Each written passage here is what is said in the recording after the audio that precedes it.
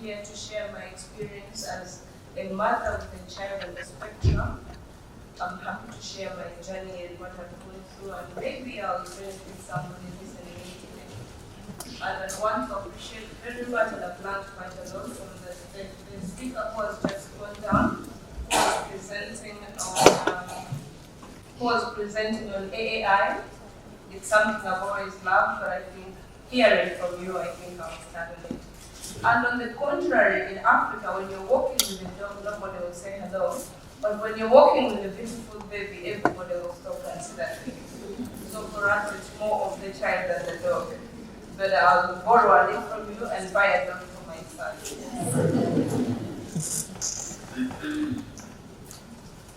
So, as I stand here, autism is very confusing for me, but I'm happy we have the gurus here who will fill in our gaps to understand what autism is. As a mother, I think I still have my doubts about autism. What is it? It's a monster. It's constantly changing and evolving to include more and more disorders. As I read and read, the more I get confused on what autism is. It's a spectrum, it's a disorder. It's a developmental disability that can cause significant social, communication, and behavioral challenges. The syndrome frequently co-occurs with many other conditions, including attention deficit hyperactivity disorder, epilepsy, intellectual disability, GIT issues, and sleep disorders. This is what is adding to my confusion as I speak. It's many things in one. You can imagine a child having a bit of all those things. It's quite a mouthful and challenging. And I think even us who are calling ourselves neurotypical, we have some of these things. I see myself having a bit of ADD. I saw somebody saying they also have the oppositional defiance disorder. When they're asked to not to do something, they will instead do it. I think all of us in our way have these things, but maybe mild or undiagnosed. And as I speak, when I move into meetings, I tend to overdiagnose people. I say, that one has this, that one has this. Or as I speak to them, I actually diagnose them. I could be wrong, but I think 95% I'm correct always. So what are the myths I've encountered as a mother? The naming of our children in local languages, they are called mute, they are called dumb, they are called cast. Some of the things I can't translate them, but they are quite demeaning. And when you hear you're moving with the child and someone says he's a dumb, he's a mute, he's cast, he's sacrificed, it's unfortunate. You feel heartbroken, but the child doesn't understand. That's the fortunate bit, because they just move on happily. But you as a parent, you're like, oh God, am I really cast? Then we have challenges on what causes autism. Some of them say we have sacrificed our children to become rich, and we have been fortunate to be rich. So they say, yeah, they are rich because they sacrificed the child, or the child is cast, or something went wrong as a parent that you did, which is not true, definitely. And I think the gurus will tell us, I think we have done nothing, but God has just decided that we should be the angels to look after the children. The angel parents, the vaccines, the genes, the environment. So which is which? We do not know. Some parents get these children as firstborns and they're very young, below their 30s, and the spouses are both actually below their 30s. Some of these children haven't been vaccinated. The environment is very conducive. There's nobody, as you trace back, you don't see anybody with autism in your family. So what has brought about it? I think they will answer that question for us. There are available options for cure. My experience, they'll tell you nothing works. Just lock that child up. Go to school jail. Of course you don't do that, but they'll tell you nothing works. But I think something works. Treatment options that allay or calm the symptoms, there are quite a lot. But when you ask, they'll tell you that the doctors themselves, the ones you see in my country, not the ones here, they'll tell you nothing works. Just go home with your hyperactive child, the child who doesn't eat, who doesn't sleep, and you look at your child and you're helpless. So what can we do? I think there are many options that help these children get to a near normal life. What autism is and what is not, that is an answer for Dr. Sharma. What works for everyday life? What has worked for me is resilience, it's focus, it's hard work, and I move full throttle. Whatever I am told I will do under the means that I have, I will do it. And they have worked. Where I started, if you gave me a scale of 1 to 10, I would say we are at about 6. So something works.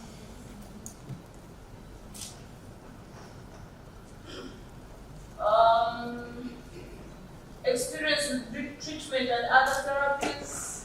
Again, the frustration you get as a mother is you go to a hospital, your child has flu, they're jumping all over, and they tell you there's nothing much they can do other than treat that flu and go home with a hyperactive child, with a child who doesn't sleep, with a child who is constipated.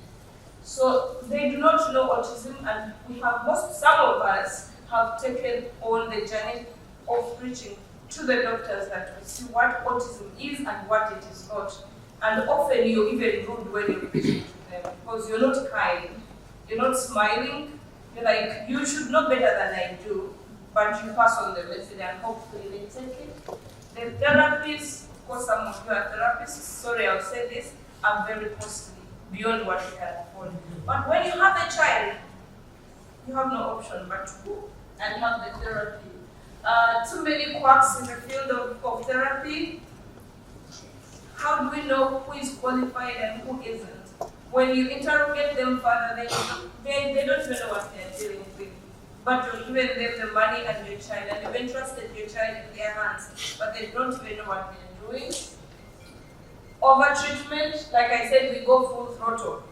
We over-treat our children. There's this supplement, there's there's chamomile, there's mixed with ashes. You give everything to your child because you want this option to go.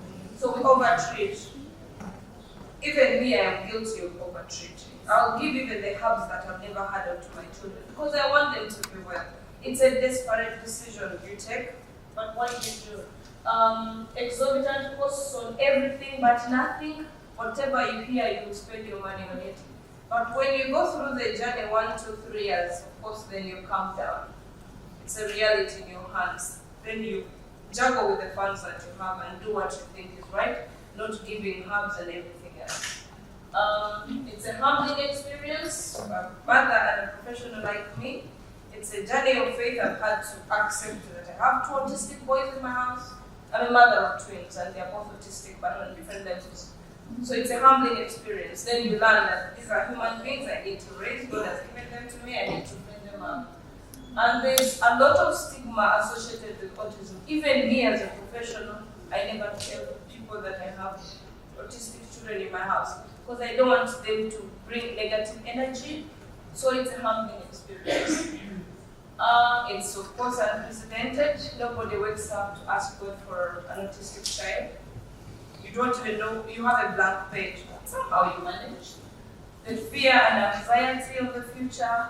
If I left today to go and meet my maker, how would they stay?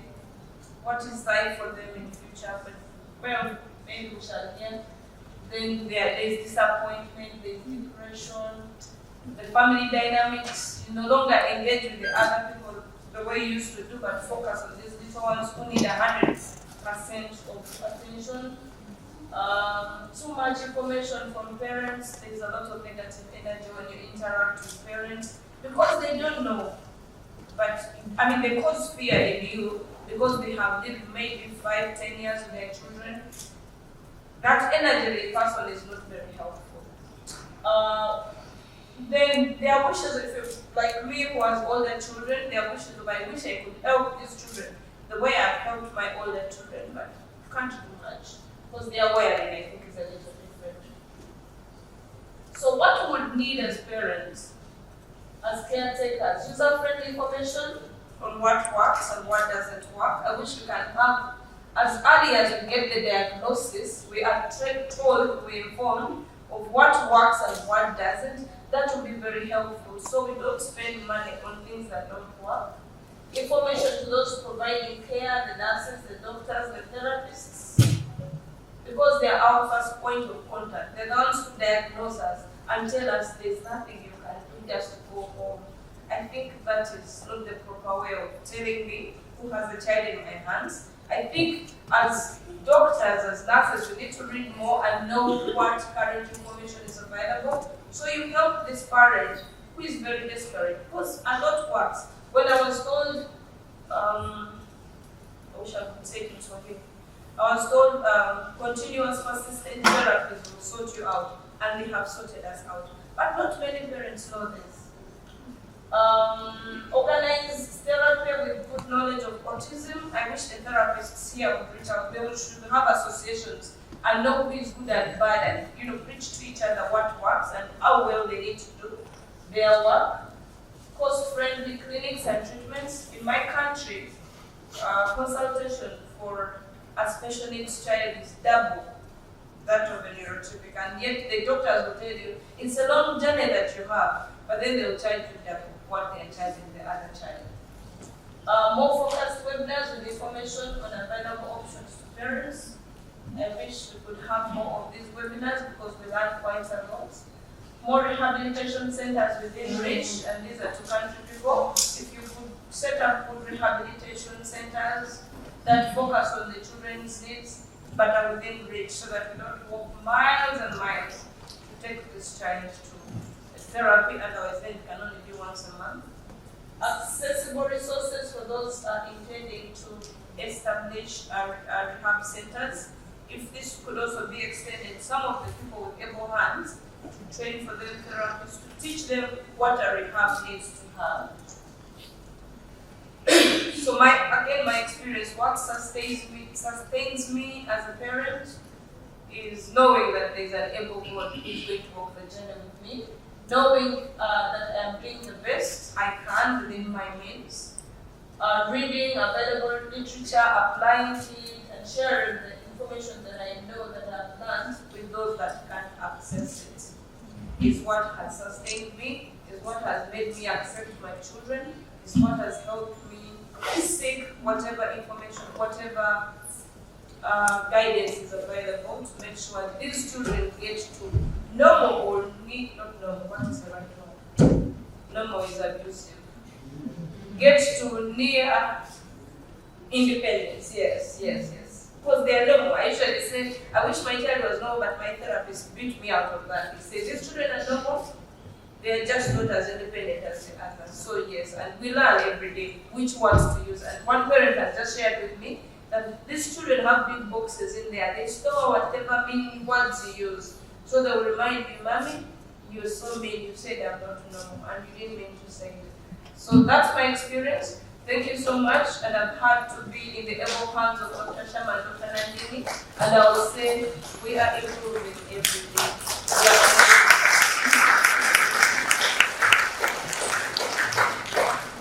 And I hope I'll be understood. Thank you so much, Dr. Olivia Namusisi Kasenge, for the very nice and experience of the parent. Give your award.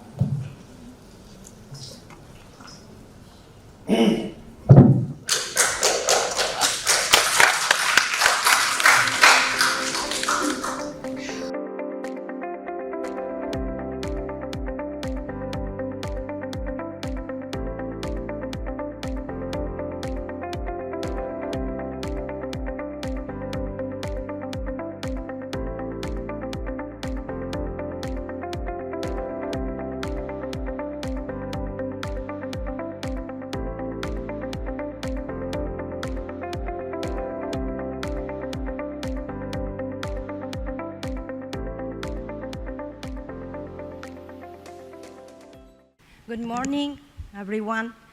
I'm very honored to introduce to you Dr. Temple Grandin. Dr. Temple Grandin is an American academician, an animal behaviorist, and an internationally renowned spokesperson for autism spectrum disorder.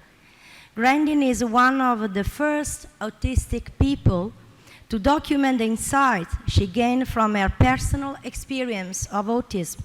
She is currently a faculty member of Animal Sciences in the College of Agricultural Sciences at Colorado State University. Based on her experience, Grandin advocates early intervention to address autism and supports teachers and professionals who can redirect the children with autism in fruitful directions.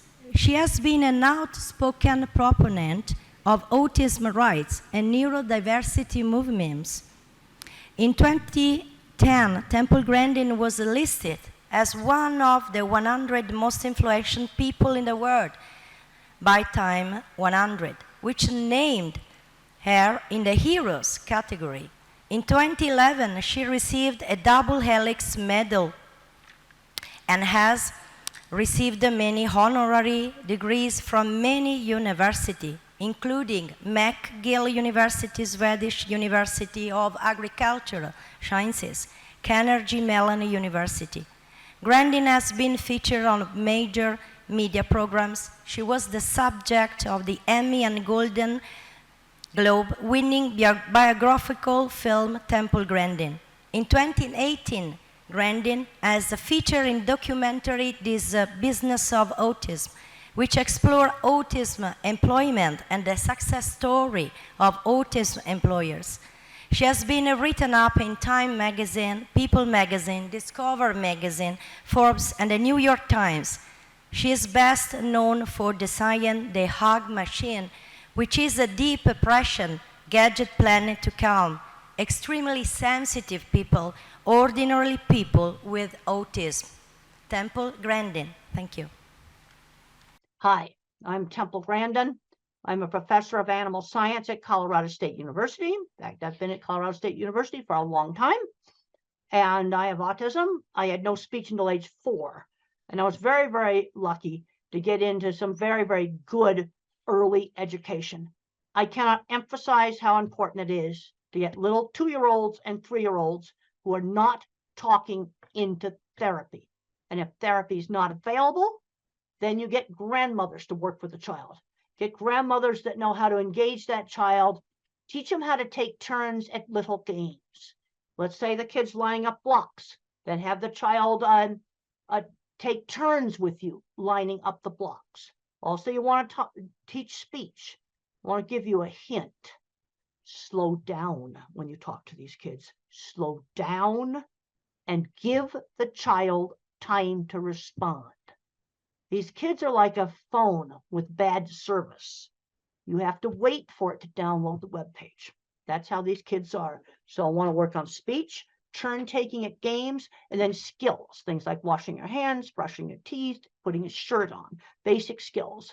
And if you're getting good progress, the kid should like going to therapy. The child should enjoy therapy. And if therapy is not enjoyed, then you're pushing them into sensory overload. But I cannot emphasize it enough. You have little 2- and 3-year-olds that are not talking. You must start working with them now. Absolutely now. Now, my very first slide shows a picture of me teaching my class. I'm a college professor. And there's been a lot of issues about identity recently. And my identity is my career. I'm now 76 years old. I've taken my speaking engagement money and paid to put graduate students to the university. I have 3 that are now professors. Very proud of them. And so becoming a successful university professor and designer of equipment has really made my life worthwhile. The next slide talks about brain variability. Autism is a continuous trait. You can go from slightly awkward and nerdy to somebody who's nonverbal that may have severe epilepsy and mobility issues. It's a very big spectrum. And a brain can either be sort of more cognitive and thinking, or a brain can be more social, emotional. And in the mildest forms, it's a personality variant. The other thing I want to warn you about diagnosis is, over the years, doctors have changed the diagnosis. Back in the 1980s, to get an autism diagnosis, a child had to have a definite speech delay. And then in the early 90s, you get the Asperger's, where it was autism, no speech delay. And then in 2013, they merged it all together. And that's really made diagnosis difficult. But if you have a child that's not speaking, you need to be working with them. And if they don't gain speech, then what you need to do is give them a way to communicate. And one of the simplest things you can do is have them just type on a tablet. using a text messaging program. There's lots of old tablets around, and that can be used as a communication device, or a picture board where they can point to things, or sign language.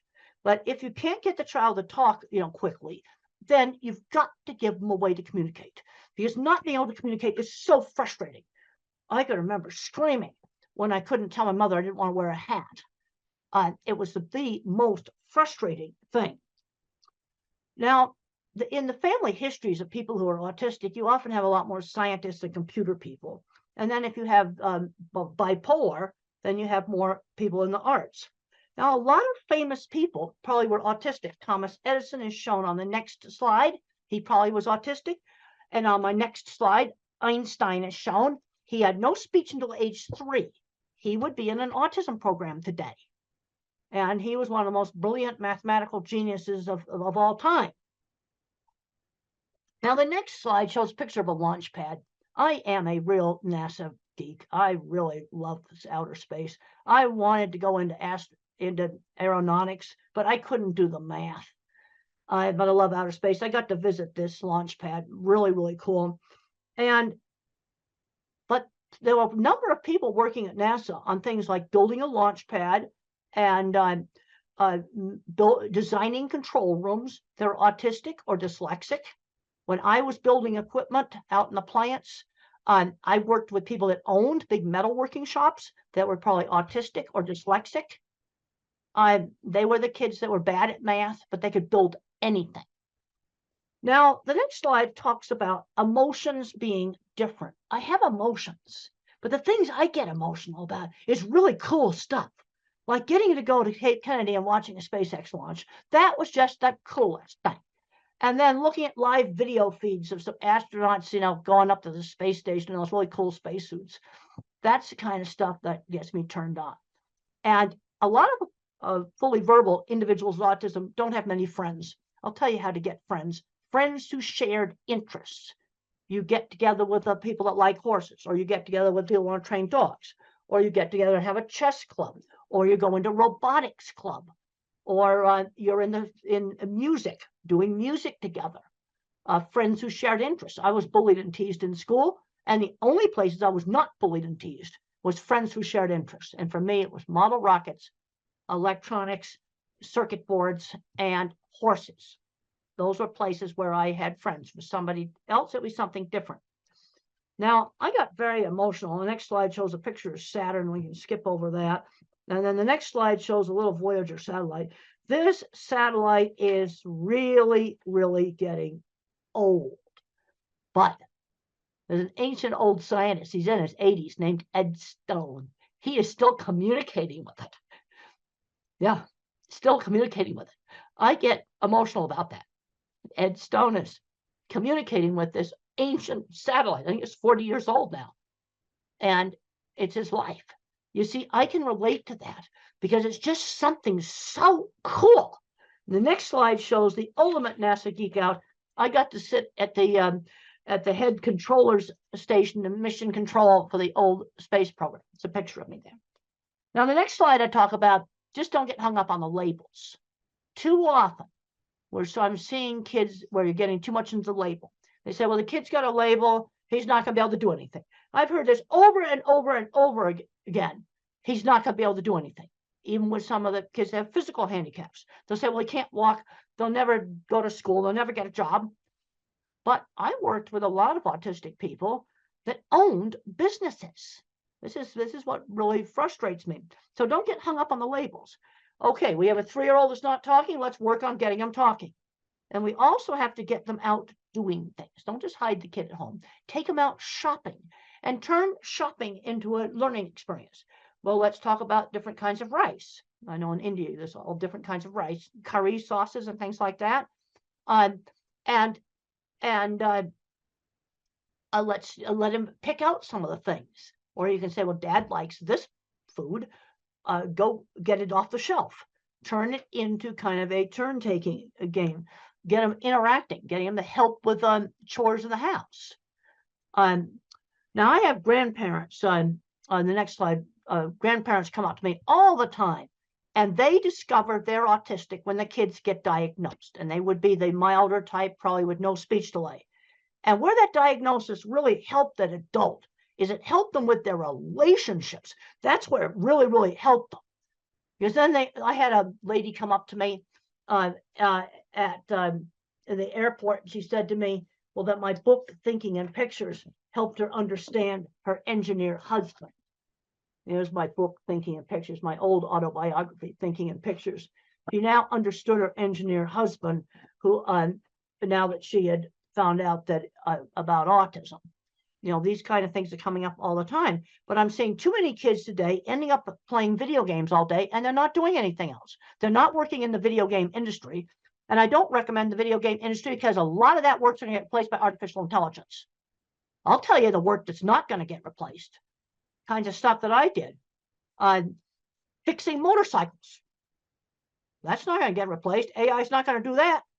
Hands-on jobs, a nurse, somebody who's a very good motorcycle mechanic. That's not going to get replaced by AI. And since I've been traveling really heavy now, I'm seeing lots of elevators that need fixing. And AI is not going to fix elevators, and elevators are not going to go away.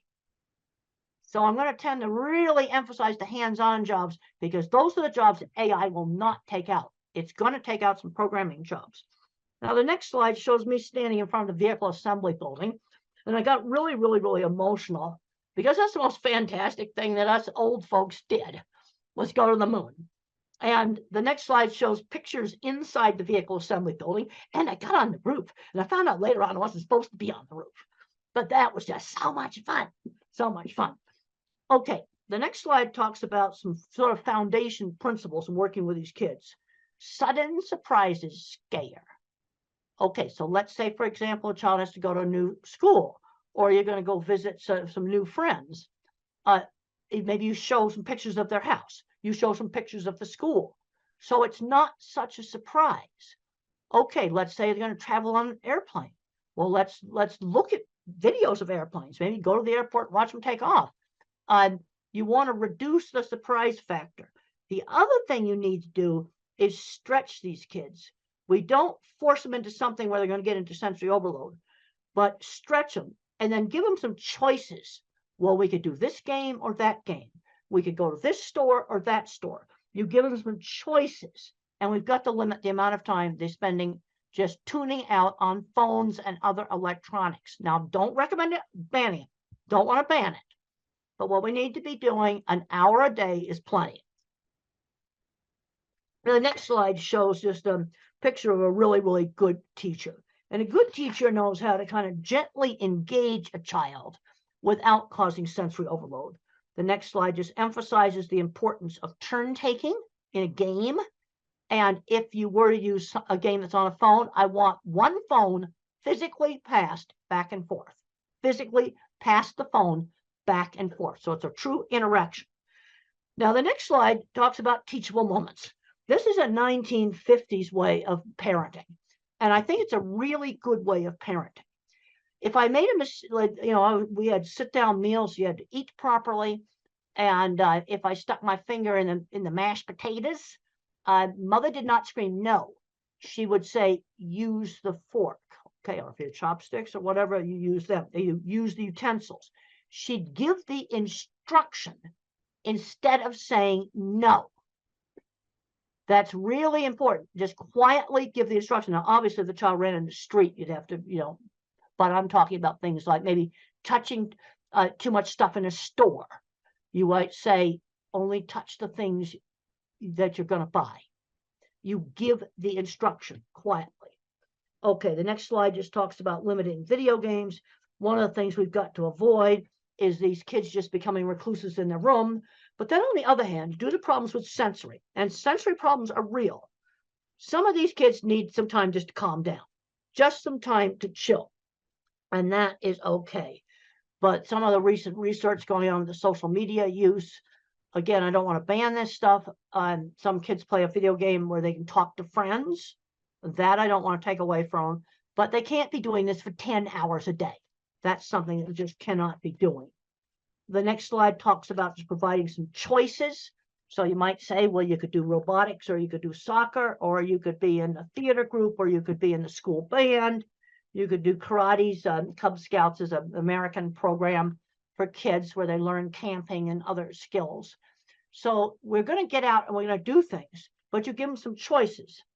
Now, the next slide shows a little child blocking his ears. Sensory problems are real. That's part of autism. And one of the ways to help a child that's afraid of something that's really, really noisy is to let them control it. Hair dryers, vacuum cleaners.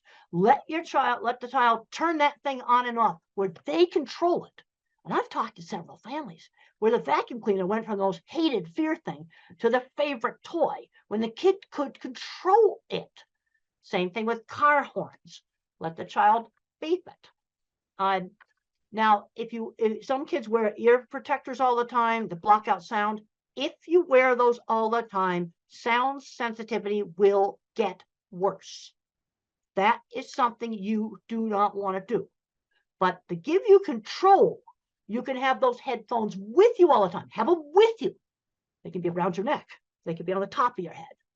Have them with you. And then you only wear them when you get in a really noisy place like the train station. Okay, so if something really noisy like that, you wear the headphones. But the rest of the time, you have them off. But you have them with you. You see, this control is so important. And then another thing we have to be looking at is problems with flickering on LED lights. Some LED lights flicker. I just found out one of my students who's not autistic, but sensitive, that our beautiful new lecture hall has lights that flicker. In new construction, let's try to not build that. Let me tell you how you can find them. Take this thing out here, right here, put it on slow motion video, and take pictures of the room, and you'll find the bad lights. So what do you do if you have a classroom with awful lights, which unfortunately, I just found out that our beautiful new classroom has awful lights. Well, there's two things you can do. Put the desk over by the window, or go find an LED that does not flicker. Put it in a lamp that the child could bring to school and put next to the desk, and wear a hat with a brim. That will also help block out the ceiling lights. Just want to try to give you simple stuff that you can go. Now you can skip over the slide here about the headphones. We already talked about that. The next slide talks about sensory perception and autism. And these sensory sensitivities are part of the neurobiology of autism. And they're very variable. Like, I do not have visual sensitivities. I teach classes in this classroom. I didn't see it flicker. You see, this is where autism is so variable. One individual or adult will have problems with lights flickering. Also, you can get it in some dyslexics, not all of them. Also, some head injuries, too, can also give problems with lights flickering. But sensory problems go with it. Then the next slide talks about just checking for deafness. Auditory threshold's normal, but there's a problem with auditory detail. It's very important when you're teaching these kids speech, slow down when you talk to them. Because when the parents talk fast, blah, blah, blah, blah, blah, blah, just want to blabber, you got to slow down when you talk to them. Give the child time to respond. They're like a phone with a bad connection. Give them time to respond. And even though the threshold for hearing a faint sound, if let's just give an example. If I said the word dog, maybe the child just hears oh. So when my speech teacher worked with me, they'd go dog, and then they'd go dog, really slowing down and enunciating the sounds. Now, there's three basic ways that speech can have problems. I had problems with hearing auditory detail. That's an auditory processing problem. Then I had problems with getting my speech out, almost like a stutter. But now the next slide just talks about echolalic kids. Echolalic kids are the ones that will recite TV show and movie scripts, things that they've listened to over and over and over again. But the problem is they don't know what the speech means. They don't know what it means. So what you have to do is find some lines from that movie that you can put in a real situation. I was just up in Canada, and a teacher told me that this little boy sung on Yellow School Bus, something he'd heard, Yellow School Bus. And I said, that's an easy one. When you go out to the school bus, which happens to be yellow, you say Yellow School Bus, that line from the script, just as you're going up to the yellow school bus. And you've taken that out of the script of some, kids program thing that they've played over and over again. And then it tends to be something they've played over and over again that they pick up these lines from. The next thing I talk about is attention shifting slowness. You see, if you're a phone with only 1 bar of service or a computer with a very small processor, it's hard for me to multitask. It's hard for me to switch attention back and forth. This is why multitasking jobs can be so difficult. Like a busy takeout window, or a very busy restaurant where they just have to dish out a lot of orders all at once. That'll be a problem. The next slide shows it's an old study done by Ami Klin with some of the very early eye tracking software. And they watched a movie called Who's Afraid of Virginia Woolf, an old black and white movie. But look at how many times the normal person looked back and forth between the eyes. There's nothing in this paper about attention shift. It's all about social. The normal person looked at the eyes. But I looked at this, the autistic's trying to read lips and the mouth, and look at how many times the so-called normal person has shifted attention compared to the autistic. This is the best picture I have gotten, this ancient old paper on attention shift. Now, the next slide just shows a little thing that I did on a childhood assignment when I was 5 years old, and I was so frustrated. And I was supposed to mark the pictures that began with the letter B. B as in beautiful. I knew my alphabet, and I marked a suitcase as a B for bag. And they didn't give me time to explain that in my family, we called them bags. And it was so frustrating because I understood the B concept. The next slide shows how some people that have visual processing problems can actually have images break up. And this is a slide from some of the people with migraines also have some of the similar things. The next slide just shows some video interference that might be kind of give you an idea of what the individual very severe visual processing problems might have.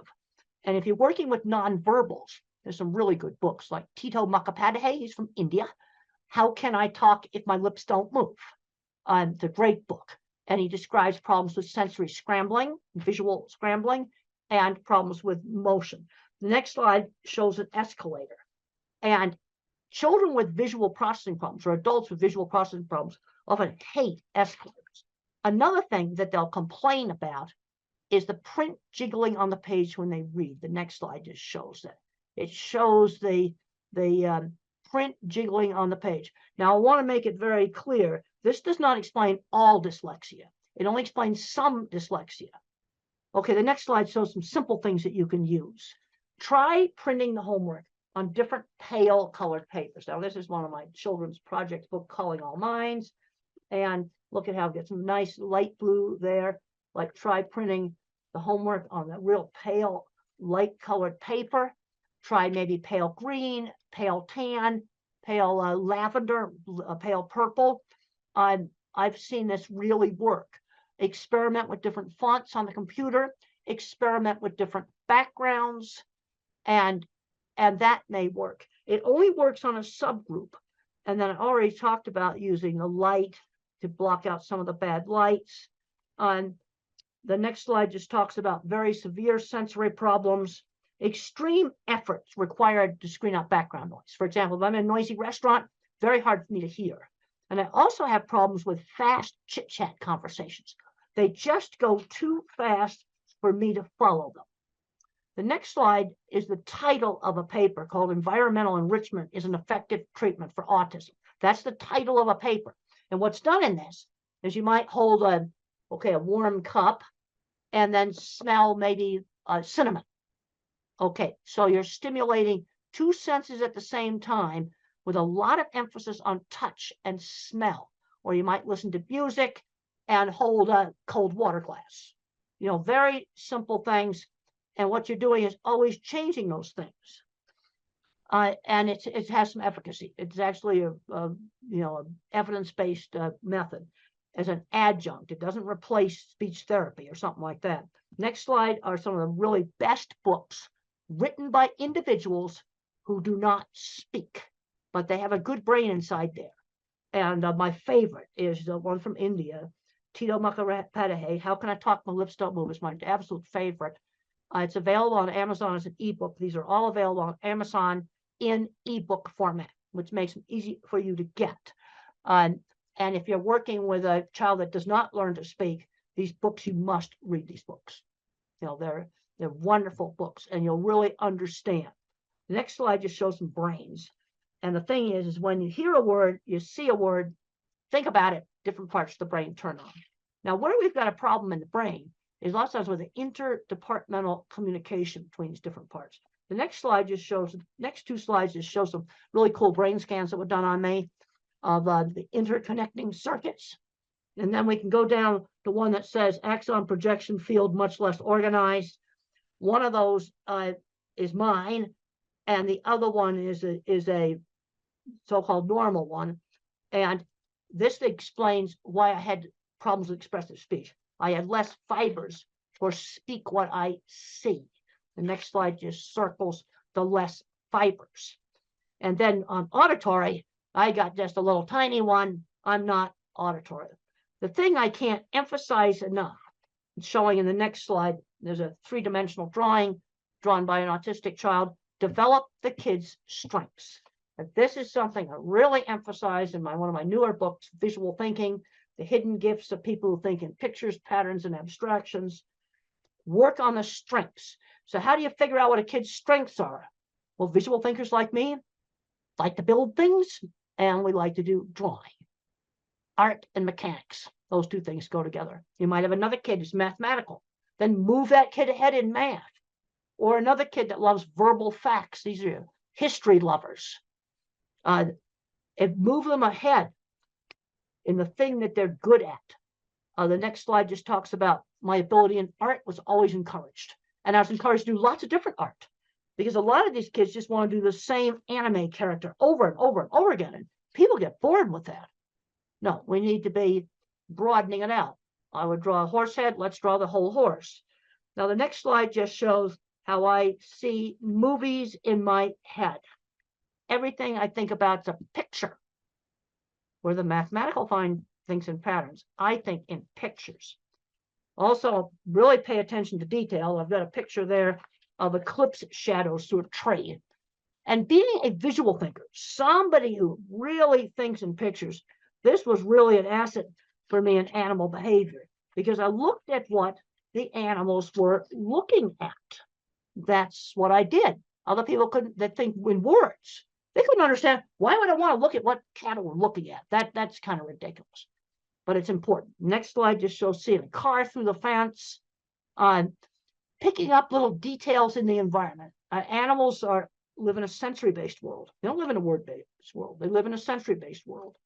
Next slide just talks about some things that have been learned about autism on auditory capacity, much really good pitch discrimination, hearing unexpected sounds. The next slide just shows a curved cattle handling facility. Being a visual thinker really helped me in my work. It was really, really good. The next slide shows how they recreated one of my projects for the HBO movie. And one thing about the HBO movie, Temple Grandin, that is available from the streaming services, it shows how I think visually. It is absolutely accurate on how I think visually. Next slide just shows starting my career in construction and design. And mentors are important. My mother, my speech teacher, my third grade teacher. I had a great science teacher who encouraged me and got me interested in studying. And then there was a man named Jim Uhl who saw my skills and mentored me in getting my business started. And the next slide just shows one of my drawings. One of the things I learned is when you're weird, when you go for an interview, I would just show off my drawings. I would just show off my work. Here's some right here that I like to show off on Zoom. I would simply show my work, show the portfolio, rather than just trying to do the interview. The next slide just talks about showing the portfolio. I would show off the work. Or if a child was, or if somebody's really good at a lot of computer stuff, they might show off a computer they built or show off some programming they did. Sell the work rather than yourself. The next slide just shows big, complicated piece of equipment. Yes, I worked with people that had autism that built these things. This is what gets me very frustrated as I go back and forth between the educational world and the autism world and the industrial world. We have a big issue right now with skill loss. We don't have anybody to fix the elevators. They're in the basement playing video games on an autism diagnosis. Next slide just shows some people looking at it, and just mentioned that there was a lot of autistic people that I worked with that owned shops. But one of the mistakes that's been made in a lot of countries is taking the hands-on classes out. And I discussed this in my book on visual thinking. It's one of the things I discussed in my book, Visual Thinking. I discussed, the skill loss we've got on taking those hands-on classes out, because that person that's super good at fixing that elevator may not be very good at algebra and math. I still never passed an algebra class. Now, I didn't know that I thought visually until I was in my late 30s. And I'm going to show you how I found out. I realized this is one of the slides. I realized my thinking was different when I asked people to think about church steeple. Okay, why did I pick that out? Because it's something prominent in the environment that you don't own.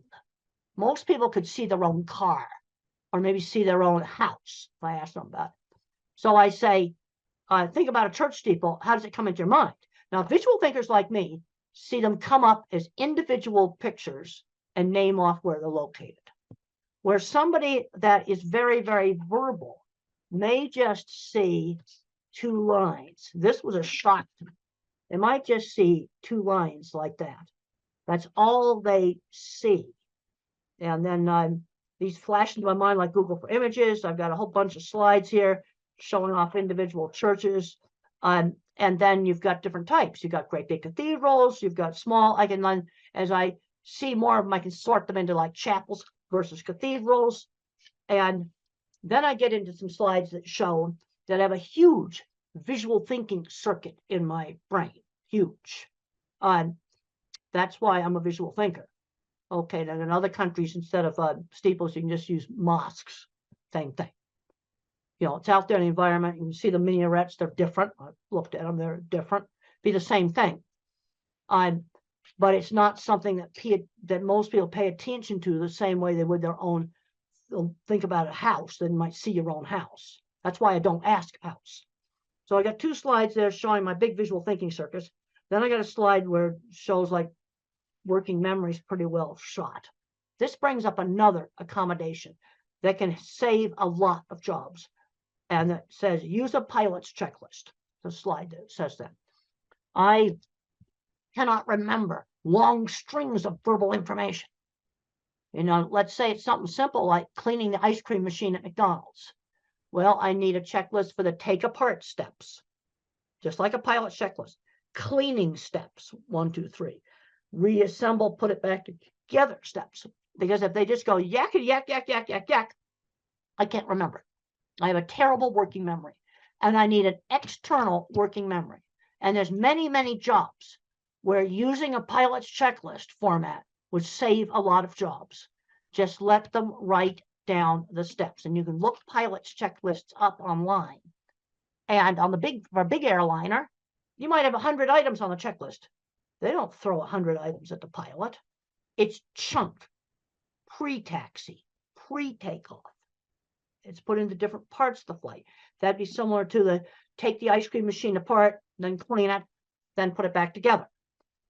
But there's a lot of situations where using pilot's checklists would save a lot of jobs, because employers will go, oh, I want to show them how to do that. He's stupid.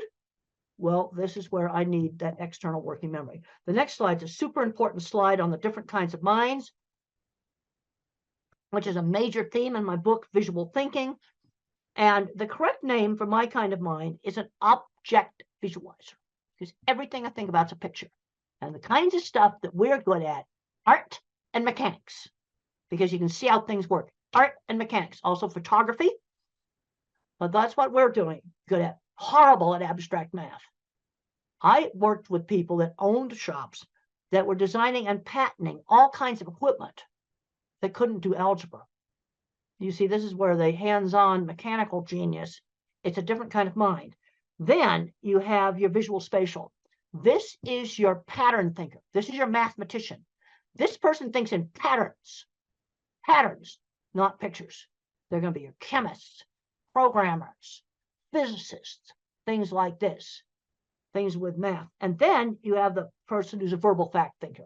They think almost completely in words. And if it's an autistic person, they often love history. They often love facts about maybe sports, different sports and things like this. They'll know all of the words for all the different players and things like that.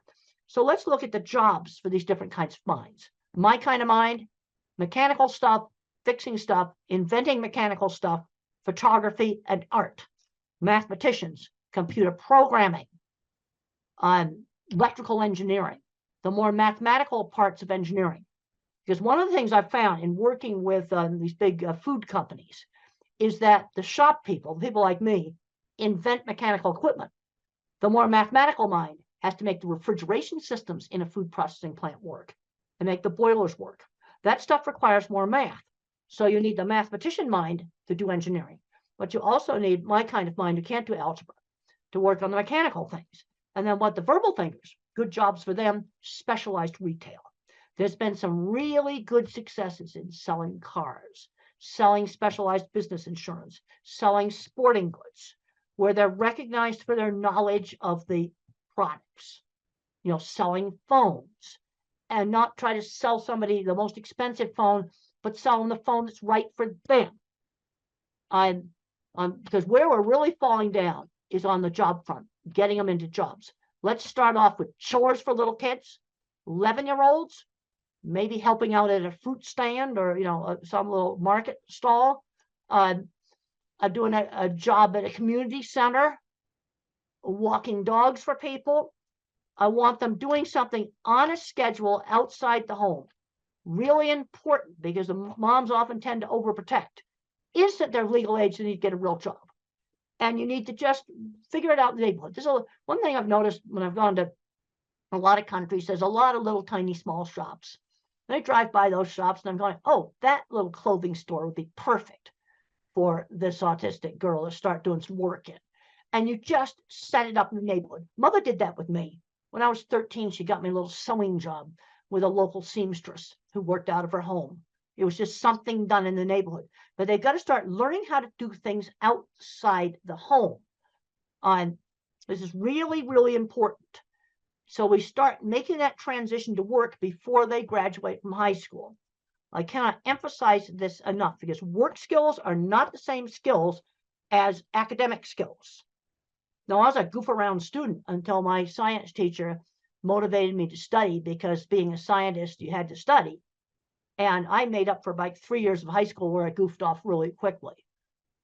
But I'm seeing too many kids where they're not learning how to drive. They're just not learning any skills. Okay, when I was 8 years old, the next slide talks about use a variety of teaching methods. When I was 8 years old, I couldn't read. Mother taught me with phonics. I already knew my alphabet. And she would read out loud, find a book that I was interested in. We had a book in the US called The Wizard of Oz, a really fun book. And she'd stop at an interesting place and then have me read more and more. And I very quickly learned to read with phonics. It wasn't that hard. There's all kinds of complicated stuff online. Oh, we didn't use any of that stuff.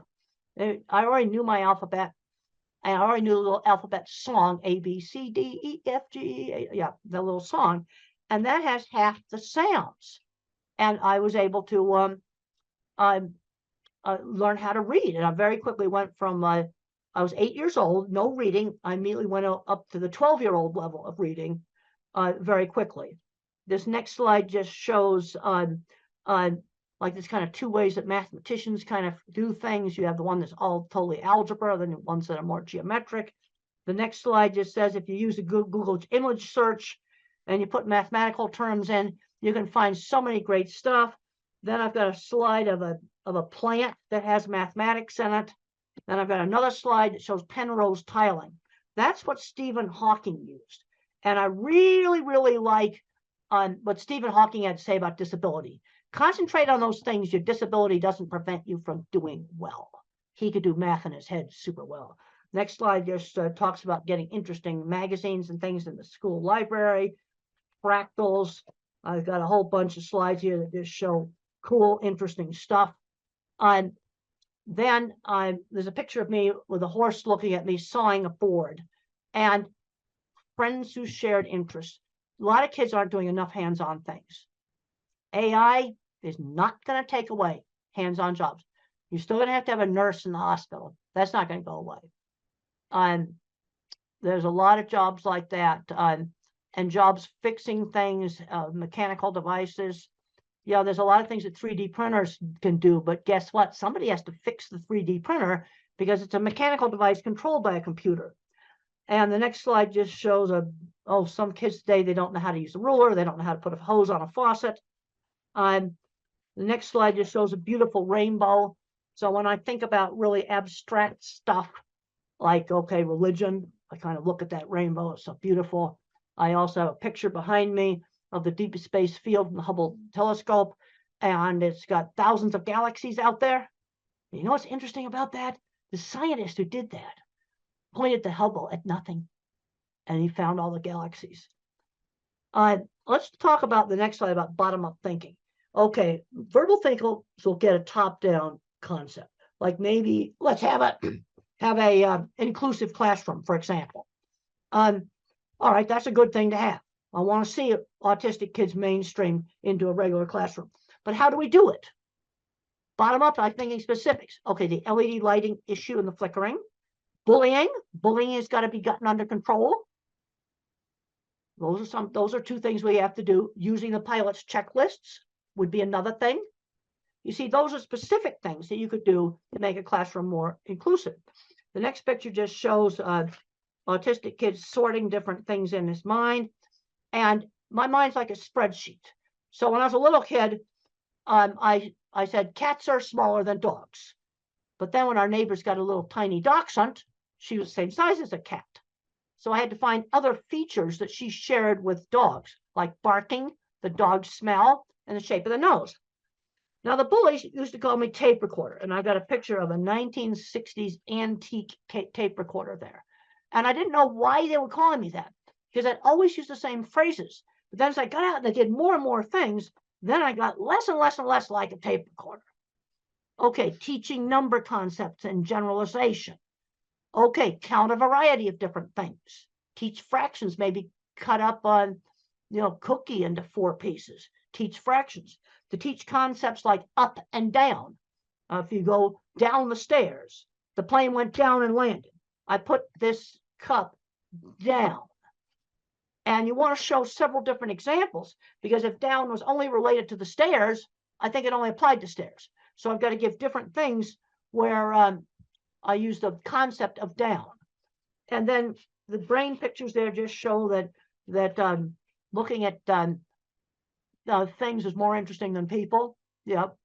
I get really turned on about things like the scientist who had the guts to point the Hubble at nothing, and he found everything. The other scientists thought it was stupid to waste the expensive observing time on looking at nothing. Single most important picture that telescope took. Okay, the next slide is just more stuff on friends who shared interests. We've already discussed that. And the next thing on 1950s upbringing, this is where there were some things, social things, at least in the US, were taught in a much more structured way in the 50s. Turn taking at games, being on time. That was drilled into me. And I think we had a big, huge school clock that was this big. And every time the second hand went around, the minute hand did 1 click. I could see it. I think, and you can get these electronic ones, battery operated versions of these clocks. They still exist. Help with time. And then sometimes you got to do an activity you don't really like because somebody else in the family wants to do it. That gets back to turn taking. The other thing that really helped me, and it helped a lot of kids in the 50s, is party hosts and hostesses. In the 50s, when we were 7 and 8 years old, we had to dress up in our good clothes, and we had to pass the snacks around, greet the guests, be little hosts at the parties. And my brother's not autistic. He hated those parties, but he admitted They helped them become a bank vice president. Because I just read in the Wall Street Journal just the other day that college students are just scared to death to go up and talk face to face. Those parties were important and they're an easy thing to do and they don't cost anything. And then just being cute to say please and thank you. Basic polite, what I'm going to call just being polite. You cannot be a rude, filthy, dirty slob. Okay, there's a lot of concern now about masking and yeah, there's some hypersocial stuff I can't do. You can be eccentric. I dress kind of eccentric, but you cannot be a rude, filthy, dirty slob. And there's a scene in the movie where my boss slammed down a deodorant and said, you stink, use it. Yeah. Hygiene, yes, you're going to have to clean that one up. Just that simple. The other thing that's really important, shown on the next slide, is how parents and the teachers need to work together as a team, where the rules are the same at home and school. And my mother and the local teacher kept really in close contact with each other. The next slide talks about teaching social skills. It's like teaching somebody how to behave in a foreign country. Like, for example, in the Middle East, if I were to lift up my foot right now, my hand up, not my foot, I won't actually do something that's rude in the Middle East. Put my foot up and show it to the screen, that would be the rudest thing I could do. Now, normally I wouldn't do that anyway, but there'd be other situations where I might just accidentally do that. I have no way of knowing that's rude unless somebody tells me. Well, that's sort of how teaching everything is. Teaching shaking hands, ordering. I'm seeing kids that have never ordered food in restaurants. That's ridiculous. Shopping. 16-year-olds doing well in school and they've never gone shopping by themselves. This is ridiculous. The next slide, I got to visit the Jet Propulsion Lab. Those are the guys that run mission control. Eccentric's fine. Red hair is fine. Dyed hair is fine. Filthy, dirty slobs are not okay. Now, the other thing just shows some of NASA work stuff. And when the space shuttle got canceled, the scientists cried. It was the saddest thing you ever saw. Anger doesn't cut it at work. People who throw tools get fired at NASA. Now, I'm trying to get through all of this to stay within the hour. I think I'll be able to do it. Now, rules. Which rules do I really have to obey? Now, I have to obey, you don't do really bad things. No, like just break into stores and steal stuff, destroy property, kill people. These are things that in most societies you just don't do. Then you have the courtesy rules. They're different in different cultures. Saying please and thank you, for example. Then you have illegal but not bad.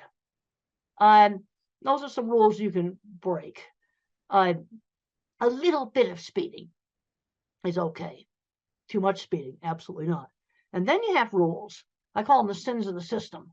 These are getting so sensitive right now, I just about won't even mention them.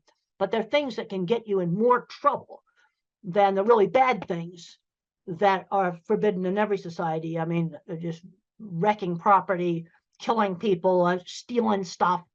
That's stuff that in every society. But these are things where I'm just going to say this list is expanded. And the penalties are really, really severe. And you don't touch these dogs. They bite hard. Don't touch them. And they're getting so controversial, I don't even want to mention them. Okay, teaching values. Teach the golden rule, one specific example at a time. Treat others the way you want to be treated. So I'm thinking about the 2 wallets I got helped get returned at the airport. That's not Mother Teresa, but it's something good. Those people were very happy to get their wallets back. That's treating others the way you want to be treated. Also, the TV shows I watched in the 50s had much better values. Oh, see the rubbish that's on TV now today. We'll just leave it at that. Now, another big problem that I had, and I got to have time to talk about that, is problems with anxiety. And a lot of these anxiety is biological. The next picture shows my squeezing machine. And the squeezing machine, deep pressure, helped calm me down. And for some individuals on the spectrum, deep pressure is really calming. I found out that my fear center was bigger than normal. The next slide. And I used to be terrified of public speaking and terrified of airplanes. And one of the ways I got over being terrified of airplanes was getting to ride in the cockpit and making aviation interesting. Take the thing they're scared of and make it interesting. Things get interesting. They tend to be less scary. But I have been taking antidepressant medication for the last 40 years. I'm on an old drug. okay, is fully explained in my old book. And you know what? The meds haven't changed. The generic meds are the same stuff we had 25 years ago. And so thinking in pictures is still accurate. We just did some revisions just a couple of years ago on it. And if you're thinking about, especially for a teenager or adult taking medication, I'd recommend reading a chapter that I call A Believer in Biochemistry. But a big mistake made with antidepressants is too high a dose, way too high a dose.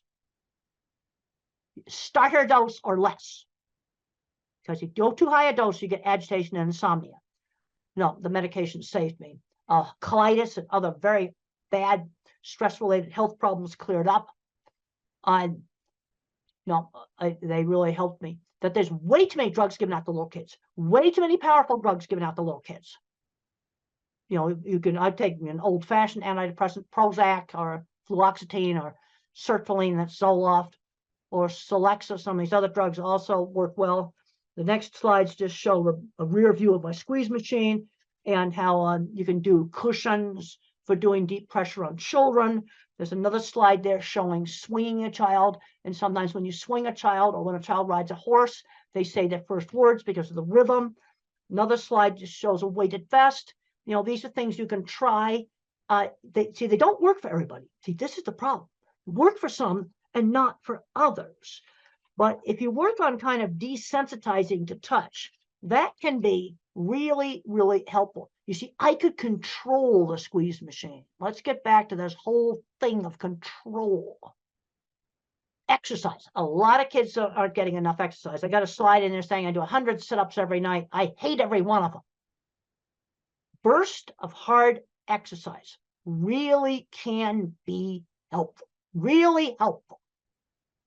Then my elementary school life skills training, we talked about the party hostess. Another thing I sold candy for charity, and I was shopping by myself, little toys. I got a little allowance, and I'd buy comic books with that. But if I wanted this little toy airplane, I had to save for 2 weeks. I was learning how to save money when I was 7 and 8 years old. The next slide just shows my work experience. I had a lot of work experience before I graduated from college. This is really important. I cleaned a lot of horse stalls. I had a little sign painting business, and I had to learn how to make a sign that somebody else is going to want. And my first sign was for a hair salon. So I put shampoo lady on it from a brand of shampoo. The next slide shows an ugly shed that I made look nice. You see, I had to do work that other people would want. And the next slide shows me painting a goofy sign for the Arizona State Fair. You know how I got that job? I showed off photographs of my signs. And the next slide shows my sign painting truck. And how did I learn to drive? This is a major hurdle. It's going to take longer. You have to spend more time practicing in a really safe place, like a big stadium parking lot, a big open field where there's nothing to hit, absolutely nothing to hit. And you practice like 20 minutes a day, maybe for a couple of months, maybe for 2 months, until you no longer have to think about how to push the gas, how to work the gear shift. You've got to get that operation of the car in what's called motor memory before you do traffic. Go at it a lot more slowly. And then I just have a slide there, tasks outside the home, a whole bunch of tasks there. That might be different in different countries, but the bottom line is I want them doing a task on a schedule outside the home. And this needs to start like at 11 years old. In the US, that replaces paper routes, which we don't have anymore. Next slide just shows, Lego Mindstorms might be one activity. Then I've got a slide in there that people were impressed with my drawings. That's really important. Then I've got a bunch of slides here that show selling myself rather than showing off my work. I got a whole bunch of slides on showing off work. Talk about showing kids interesting things. The other thing on getting jobs is we need to be getting in the back door. And there's a picture in there that shows the Swift plant where I first started, and I met the wife of the plant manager. Yeah, you see, use connections. And then there's my, I was wearing this shirt that's in the Cowgirl Hall of Fame when I met them.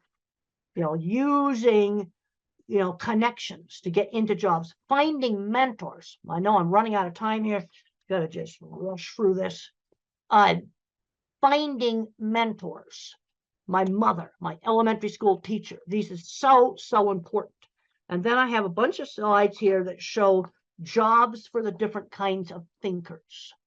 I don't think I need to read all of that to you. You can look at those. And then to finish up, I've got some stuff on medication in here. Let's try exercise before you try a drug.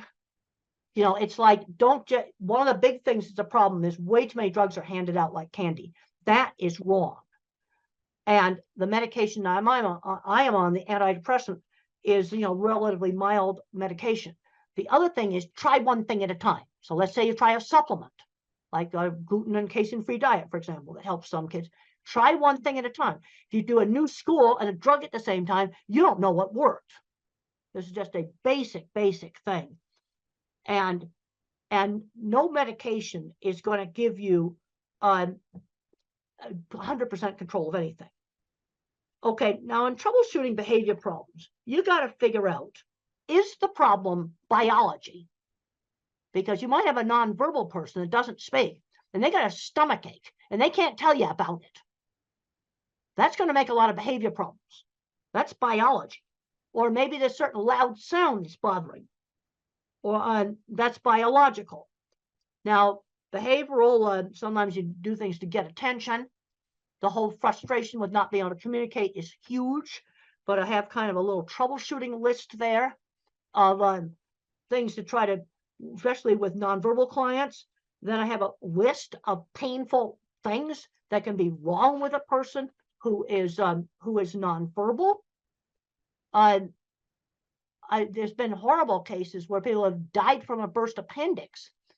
They were nonverbal and they couldn't tell the doctors that they were hurting.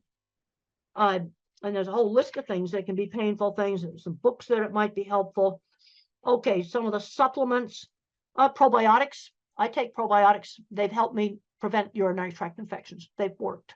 But I'm taking one probiotic. I'm taking one regular medication, discipramine, an old-fashioned tricyclic antidepressant, and I take one probiotic. I'm not taking pharmacies full of stuff. Let's try to figure out the stuff that works. I then have a list of the antidepressants, and in low doses, the things that they're good at is anxiety. I don't know about depression, but they work for anxiety. Low doses. And then you've got the atypicals. That's the much heavier drugs, and much more side effects. Things like obesity, for example, can be a side effect, and some shaking disorder. And you want to try to use the lowest dose that will work. Sometimes very, very tiny doses of risperidol help with sensory, but I mean tiny doses. Another low dose principle, use the lowest dose that works. And then for some of the problems with anxiety, sometimes blood pressure pills work. And I've got a slide there that has blood pressure meds on it. And then epilepsy drugs. You can sometimes get outbursts that are actually psychomotor epilepsies, and they're completely random. They can be calm listening to music and have an attack, and we treat it with epilepsy drugs. So that's kind of getting near the end of this. Look up interactions. I'm finding that, let's say you're taking 4 different medications, make sure they don't interact with each other. And you can look that stuff online. It's readily available. But there's a tendency sometimes to just, okay, we got one little problem, we just throw another drug at it. That's wrong. But on the other hand, I'm not anti-drug because I think this medication saved me that I'm on. And I write about it in this book. And even though it's 27 years old, it's still accurate because the generic stuff's still the same. And I'm taking a probiotic that prevents urinary tract infections that the doctors couldn't figure out how to stop my urinary tract infections. Now I just take it. They gave me antibiotics to clear it up. And then what the probiotic does is it prevents it. And that's worked for me. Now but that's 2 things. that's not shelffuls of stuff. Well, I think we've run out of time. I had an hour, and it's been wonderful talking to you by video. I think we've covered a lot of stuff, and it's been great to be here by video. And I want to thank the hosts there for staying on and letting me talk to you, because I do a much better talk when I got people there I can see and talk to. Okay, thank you.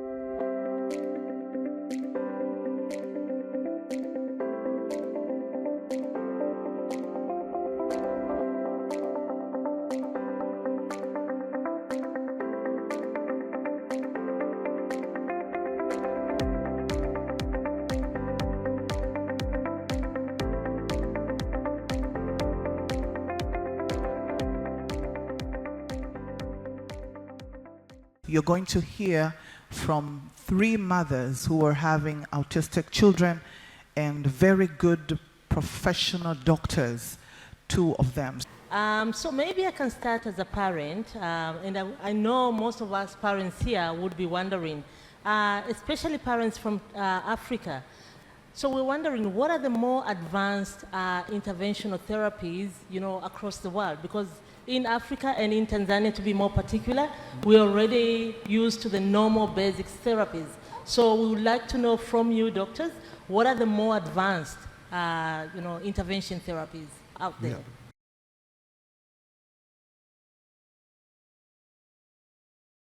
Thank you, Sarah. So I think you want to know about the rehabilitation therapies. Exactly. So as we know that the pillar stone or the basic conventional treatment for autism is neurorehabilitation, and that's the foundation on which the whole treatment for autism or cerebral palsy or intellectual disability basically leans on. So of course all of you know about occupational therapy and speech therapy, and we also do physiotherapy as well as special education and ABA therapy. So these are very important and have been tried and tested for many years now. But what we also have, especially in India now, we have aquatic therapy. So aquatic therapy is, children love water, right? So basically if you make them like swim in water or do specific therapies in water, they calm down better and it helps them concentrate better, their coordination improves. So coordination is one of the major issues in children with autism. So aquatic therapy has a big role to play in a comprehensive part, as being part of a comprehensive treatment for autism. Apart from that, of course, sensory integration therapy. We are aware of sensory integration therapy as a part of occupational therapy, but it's a science in itself because the information processing is a problem in children with autism. So sensory integration therapy, then art-based therapies, animal therapy. I think it's a beautiful therapy. Children are very sensitive and the animals are so sensitive, like we have trained dogs, and horses are a very good medium who sense the children's despair or their moods very well and help them settle down, and they work together beautifully. So animal-based therapy has come up as a part of, as one of the treatments for autism. So what we believe in India and in Eurogen is that it's important to do teamwork. So everyone working separately, you will achieve a little bit, but when you work as a team, together everyone achieves more. So comprehensive holistic rehabilitation, which happens together under one roof, would be the ideal situation to get treatment for children, and especially parents understand the importance because they are going from one place to another to get rehabilitation from different people, trying to squeeze in everything in one day. So comprehensive holistic rehabilitation under one roof which combines conventional rehabilitation with advanced rehabilitation treatments like aquatic therapy and sensory integration therapy, along with ABA and speech and special education and art-based therapy and animal therapy would be the best combination, we believe. Thank you very much. Thank you, Dr. Nandini. That was very well answered. But to answer your question, what is required, as Dr. Nandini said, is comprehensive rehab. In autism, the children require occupational therapy, speech therapy, behavioral therapy, psychological therapy, special education, art therapy, aquatic therapy. They require a combination. What happens in most parts of the world You will have an occupational therapist who will only give occupational therapy. Then you have a speech therapist who will only give speech therapy. And they don't work in isolation. What we've realized over the last 15 years of working in this field is you need a combination. So there is a need for centers where all of this can be provided together. Honorable Mr. Mulil was asking what we can do from a district level. What is required is facilities where all these therapies are available in one place. Also, when we are looking at this, we should not look at urban areas only. We have to think of the rural areas as well. And in India, what we have found is one of the best ways to work on this is to train the local village workers, local workers.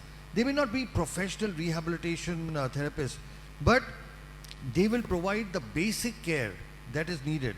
So a structured rehabilitation program which has all the specialities is the need of the hour. And the important thing in this is this does not require infrastructure or money. Okay, this requires trained therapists.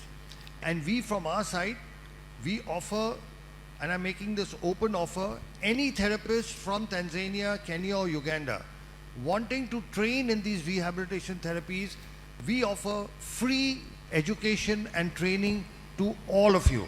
So if all of you, and we have regularly been doing it over the last 15 years, people from all across the world have come and we offer this completely free of cost. You're welcome to come to us. We will train you because rehabilitation is human based. It's about people, it's about training, and we are able to offer that. So any of you therapists here, should you ever wish to come, please contact us and we will arrange your entire training program to Honorable Minister Mulel. If you, as a government, if you send people, in any case, Tanzania and India have a wonderful relationship. Historically also, many people from Africa have actually trained in India. You know, from the administration, civil services, military, we have a very good education and we want to continue with that. And we will offer training, comprehensive, very good training at no cost at all. So this way we can improve the basic of this thing, and we are also willing to conduct training programs here. We've already conducted several training programs. We've conducted in Kenya very huge 1-week programs where our people, so in case it's not possible for people to come, we come and train again at no cost at all. From the actual practical training, we give literature, books, lectures, and make it a very comprehensive program. So that, I think, will be part of our Tanzanian-Indian partnership as we go ahead. Thanks very much, Dr. Sharma. I think, one, I like the assurance that you can train, your institute can train our therapists. I think that's very positive for us as parents and as professionals. Thanks for that. And I'll ask Madam Kate to go. Yeah, me as a parent, I already know like what are the autism physical symptoms. Like my son would run around the whole time, like flapping hands or having repetitive behaviors, playing with keys and all that. Do we really know what is happening in that child's brain? Is there any way you can tell us how can we know what is happening in this child's brain?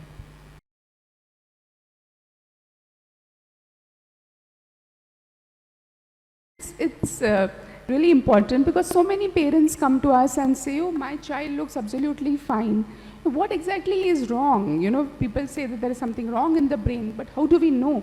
The MRI, most times MRI is not done, and even if it's done, the structure seems to be fine. So at Neurogen, we went ahead and actually looked at really what is wrong in the brain, and this was done through functional imaging. So advanced scan imaging known as a PET-CT scan of the brain, which tells us about functioning of the brain.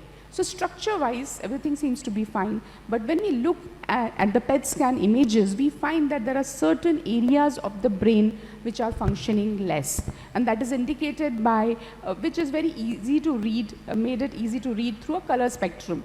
So we were explaining to the Honorable Deputy Health Minister also, that when you look at the brain with those different color schemes, you see that there are green, lighter brain, green, yellow and red, which are normal functioning brain, but deeper parts, which when we say out and we think about what do they do, it correlates beautifully. So the small part of the brain, and one of the speakers yesterday actually mentioned that the cerebellum, the back of the brain, which is important for coordination, balance, articulation, chewing, integration of functions and movements and tone, is working less. And you can see that in the PET scan. The deeper parts of the brain, known as the medial temporal, which is responsible for understanding, learning, comprehension, socialization, emotional expression, this is working. And the middle part of the brain, which connects the two brain, known as thalamus, which is a relay center, is working less. So all of this is possible only through the PET scan. So through the PET scan, we can actually find out which parts of the brain are working less. And now we get an understanding as to why our children are unable to process information or unable to respond to a lot of training that we do. So advanced imaging has really helped us go deep into a better understanding of what is autism and what really is functioning less and what is lacking in the children. So to continue with what she said, there is new brain imaging technology, and here I will have to keep talking back to Honorable Minister Mulel that we will need this equipment in this country. This is an equipment called PET CT scan. I'm not sure if it's available. It may be available. This is modern functional imaging, which actually tells us which parts of the brain in children with autism are not working. So if it's there, that's great. We can actually start, investigating and looking at our children. But what is functionally, as Dr. Nandini said, has been found. So if I were to divide our brain into an upper brain or a higher brain, which does the thinking, the intelligence, the executive function, and all of that. And then there is a little lower brain, the smaller brain called the cerebellum and the medial temporal brain. This is responsible for the primitive instincts. This is responsible for, the basic reflexes that we have. Now, what we have found in our research, and we were the first to do this in the world, and we've published our work in a very prestigious journal called the World Journal of Nuclear Medicine. We have for the first time shown the world that there are parts of the brain that are what is called hypermetabolic or not working properly. And this corresponds to the symptoms. So now for the first time we know why our children cannot talk, why they cannot read and write, why do they have all the behavioral issues, why can't they make eye contact, why can't they, take care of their daily activities like, brushing, bathing, food, etc. Why can't they process information and comprehend? Because there is a part of the brain there that's not functional. For example, let's say if any of you developed a fracture of your leg, would you be able to run? Would you be able to walk? You would not be able to stand. It's not your fault. It's just that if your leg is fractured, you can't walk, run and move around. But if your fracture was fixed, now you'd be able to walk. Now, this also answers a question that many parents have. Many of you will say, we have done all the rehabilitation possible and still our child is not improving. Okay, are there parents who will say that? There are parents who will say that, right? That we have done all the rehabilitation possible, our child is not improving because presently we are doing rehabilitation on brain that is not functional so much. But now there are medical technologies that can actually help improve this function. So understanding is the first step towards getting a solution. And today with the brain, the understanding comes from modern imaging techniques which include PET CT scan, MRI, EEG. MRI and EEG is available easily. But a combination of this gives us an insight. And once you have an insight into the problem, now you can find solutions. Thank you so much. I think that's wonderful. I have a question as you speak. Okay. So there is this brain, you've done your imaging, you've done the PET scan, you found there's something in the brain. I've heard there are new treatment modalities, hyperbaric oxygen, therapy, ozone. What is the role of those treatments in either treating or alleviating the symptoms of this brain?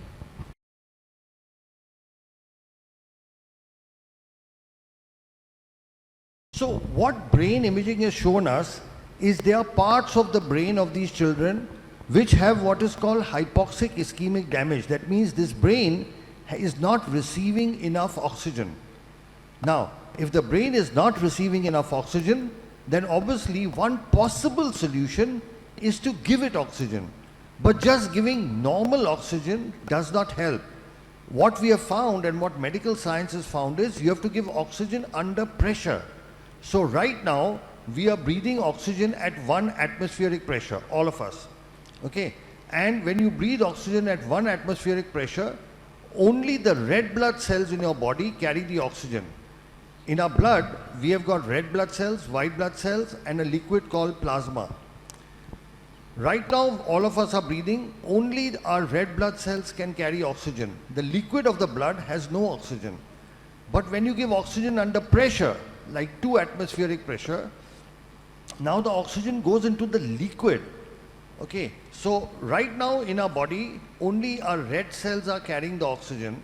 When you give it under pressure, the entire blood is carrying oxygen. So much more oxygen reaches deeper parts of the brain. It goes to every part which may be possibly hypoxic. So there is this new technology called hyperbaric oxygen therapy. This is available, I'm not sure whether it's available in Dar es Salaam, but I'm sure it's available. It's normally used for wound healing. So far hyperbaric oxygen has been used for wound healing. But what we have found is when we use it for oxygen, when we use it for autism, sorry, there are significant improvements, especially when we combine it with many other treatments. So there are a lot of scientific publications that actually show the benefit of this. All this requires is a hyperbaric oxygen machine. It's not very expensive and it is very, very simple to maintain. Most government hospitals, medical colleges do have hyperbaric oxygen. The only thing is they use it for adults. We have evolved a protocol for children, and we have successfully used it in several thousand patients. So we have this unique protocol where children with autism can be helped as well. Thanks. And is there, I'm asking as a parent, I know it's given in a chamber and sophisticated, environment. Is there a provision for a home-based hyperbaric oxygen? Yeah, so you do get home-based. The oxygen therapy we use, they are called heart chambers, where the pressure goes up to 2 atmospheric pressure, double of what we are breathing. You can get home chambers, but there the pressure goes up to 1.3 only. So it is a little better than what we are breathing right now, but not as good as medical hyperbaric. Also, those soft chambers are extremely expensive, and then once your child is finished, you don't have any use for that. But you can give home hyperbaric, but the pressure is much less. It's 1.3, whereas we need between 1.8 to 2. Okay, thank you. Thank you very much.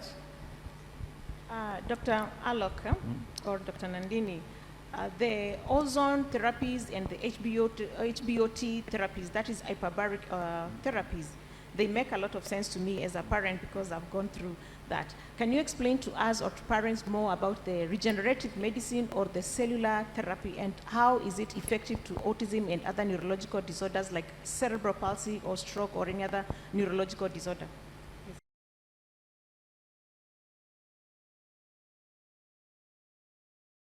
So basically, the human brain is the only organ which on its own does not regenerate. What do I mean? Suppose your skin is cut.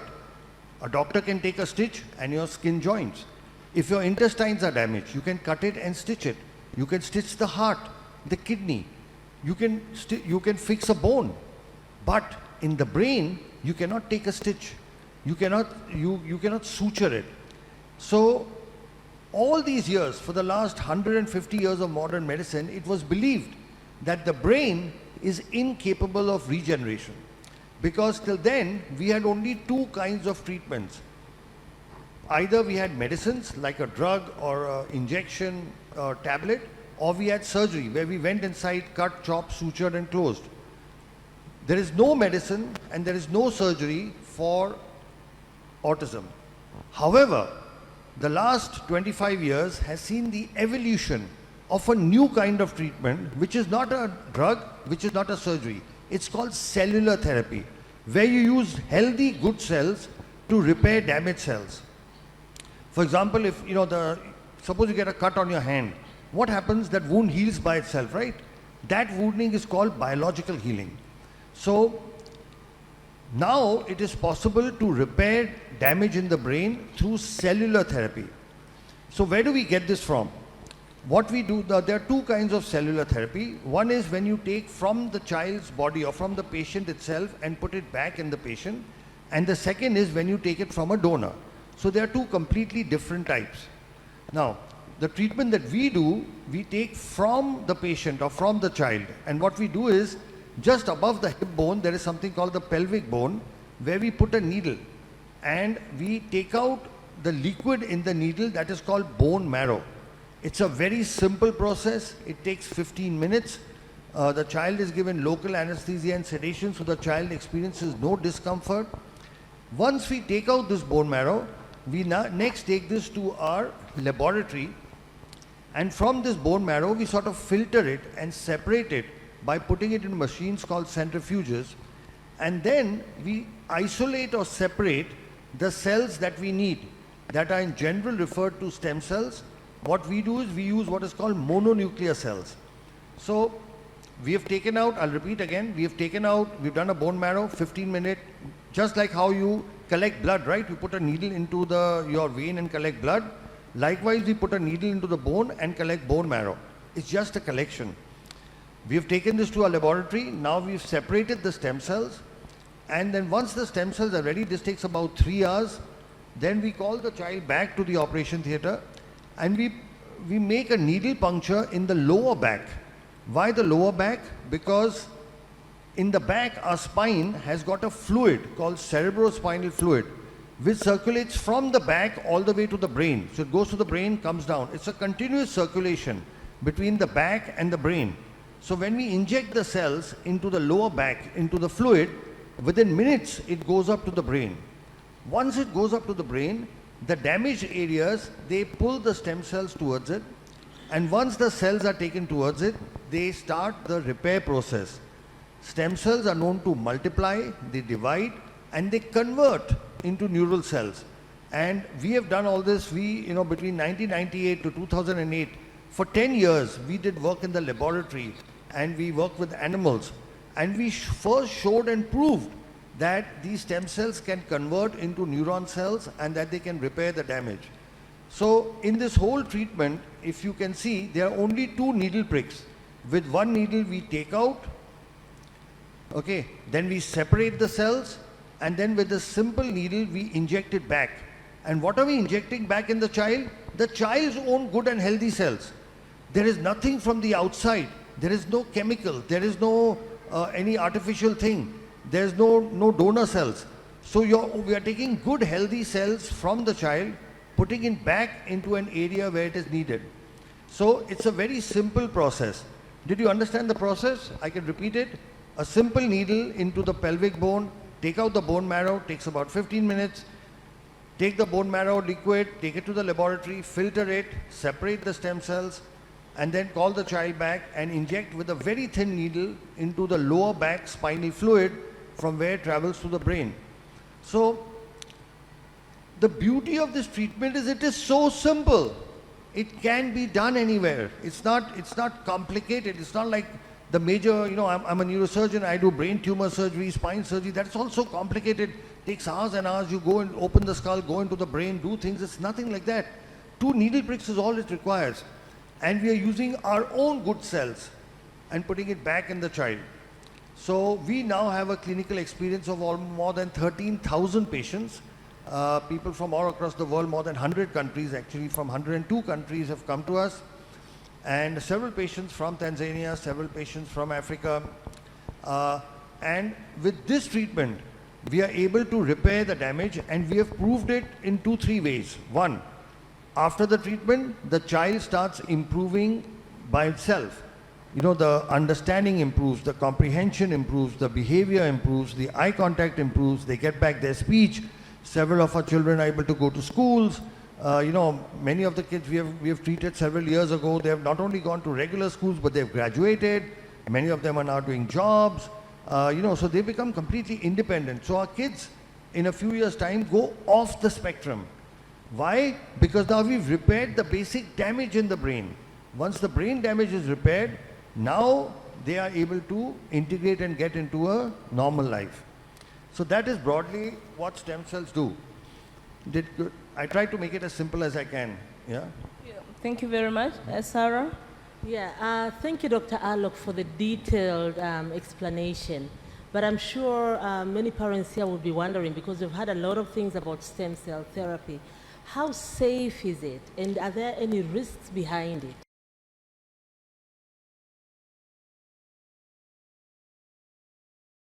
So that's the most wonderful thing about the treatment. It is 100% safe. Why? Because we are not operating. We are doing just 2 needle pricks. With one needle we are taking out, with one needle we are putting back, and we are using the child's own natural healthy cells and putting it back. So there is no danger or no risk. Now the only possible risk, and we have published this as well, is in children who have epilepsy. Epilepsy is convulsions, you may be aware, where there is a past history of epilepsy. In 3%, it's a small ratio, but it's 3% of the children can develop epilepsy after the treatment. But if it does happen, it is treated with medicines and it can be controlled. This risk is not there in children who don't have epilepsy.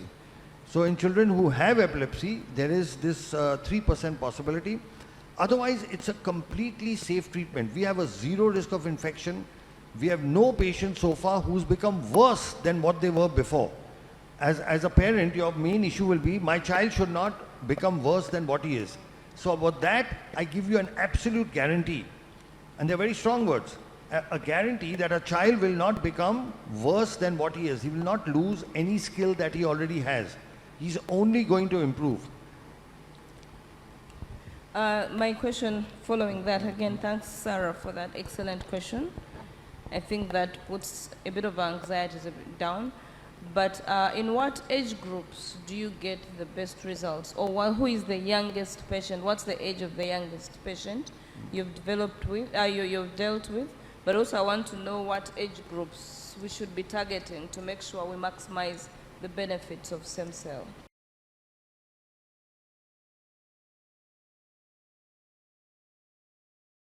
That's a very, very good question. So what our research finds is that when we treat children below 5, they have the best possible results. Now here there's something very interesting. We have a doctor from Kenya, from Nairobi. He's a pediatrician, and what he does is the moment the patients are diagnosed at 2 years, okay, he sends all the patients to us for treatment at 2 years. And we will be able to reverse the autism in all of them because they've come to us very early. What our own research shows is that the earlier you treat, the better it is. Now the thing about autism is you don't make a diagnosis till about 1.5 to 2 years. So our youngest child is 18 months. We have several children we've treated at 2 years, 2.5, 3 years. We've also got children we've treated between 5, 10. The oldest I've treated is a 38-year-old boy. So now there is a wide range, but like in any other, you take any other disorder, any other, what we don't consider autism a disease, by the way, so I don't want to compare it, but any other disorder, the earlier you treat, the better it is. Okay, if you have diabetes and you start exercising and shift your diet, you can cure it without tablets or insulin. But if you start treating it late, then you need insulin. All right. The same thing is true of all diseases. The earlier you treat, the better results you get. And here is the problem. Everybody keeps saying to wait, wait till this treatment is more established. But the longer you wait, the lesser results you get. And the results of this doctor, this wonderful gentleman doctor from Nairobi, has clearly shown, and he's actually analyzed the data. You send children at 2 years and you can almost completely reverse the autism. Thank you. Let me ask, you're talking about a doctor from Nairobi who sends patients as young as they are 2 years old. Why is it that we go to some clinics or some therapy institutions and we find that stem cell is not recommended?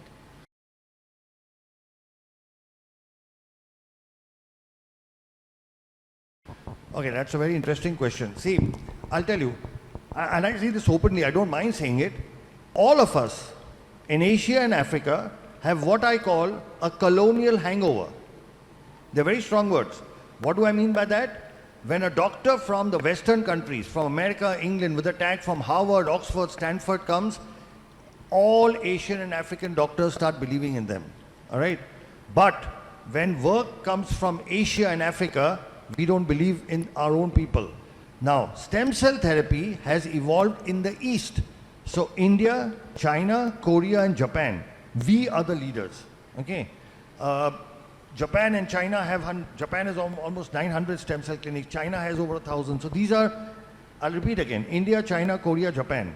The Western, in this particular thing, so the world's first scientific paper on cell therapy in autism was published by us from India. The second paper came from China. The third paper came from Italy and Ukraine. And the fourth and fifth paper came from America. This is a race that India and China have the gold and the silver. The Americans don't even have the bronze. They are fourth and fifth. I'm just in a lighter way. So our own doctors don't believe in it because they say, why is it not coming from the West? Okay. So this is the fundamental problem, is because this is an Eastern-driven technology for various reasons. There are political reasons, there are religious, there are several reasons due to which it didn't develop in the West. It developed more in the East. But now the West is trying to catch up. So in America now, at various universities like the Duke University and several other centers, they've now started doing it. But they are 15 years behind us, 15 years. So once now they start doing it, trust me, your own doctors will start recommending. Once the results start coming from America, they will start believing it. There are a couple of other reasons as well. One of them is that a lot of developments in the medical world are driven by the pharma industry, big pharma. We know that. We saw what happened in COVID. It was, the big vaccine companies and all of that. Now, the treatment we do is not supported by big pharma because they have nothing to gain. In fact, they believe they have everything to lose. So the CEO of one of the biggest multinational companies told me, Dr. Sharma, you are an existential threat to us. I said, why are you saying that? He said, if you make everybody okay, who will take our medicines? Do you understand? Right now, children with autism have to take a lifetime of drugs. A lifetime of drugs for hyperactivity, for so many issues. When we treat them, they stop taking the drugs. So do you think the pharma industry is going to back us? They will not. Like the words he used, it's an existential threat. Right? So I'm not saying they're actively opposing it, and sometimes they do actively oppose it, they do a lot of things, but it doesn't have the support. So in various medical conferences and things, if the pharma companies are backing it, they won't even permit lectures on stem cell therapy. So these are a couple of the reasons. One, it's East-driven, and second, it doesn't have backing from big pharma. Did that make sense? Thank you so much. And again, following that, the big pharma, I've heard that the US Food and Drug Authority has not yet approved stem cell therapy. Oh. Is that so? And what have you done about it? That's very interesting.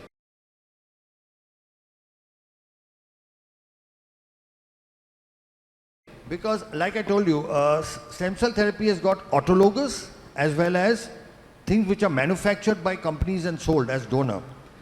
In August of 2022, a district court in the United States passed a beautiful judgment which actually said that when you take from the patient and put it back in the patient, you do not require FDA approval because FDA is Food and Drug Administration, and when you take from a patient, put it in a patient, it's not a food, it's not a drug, it's a procedure.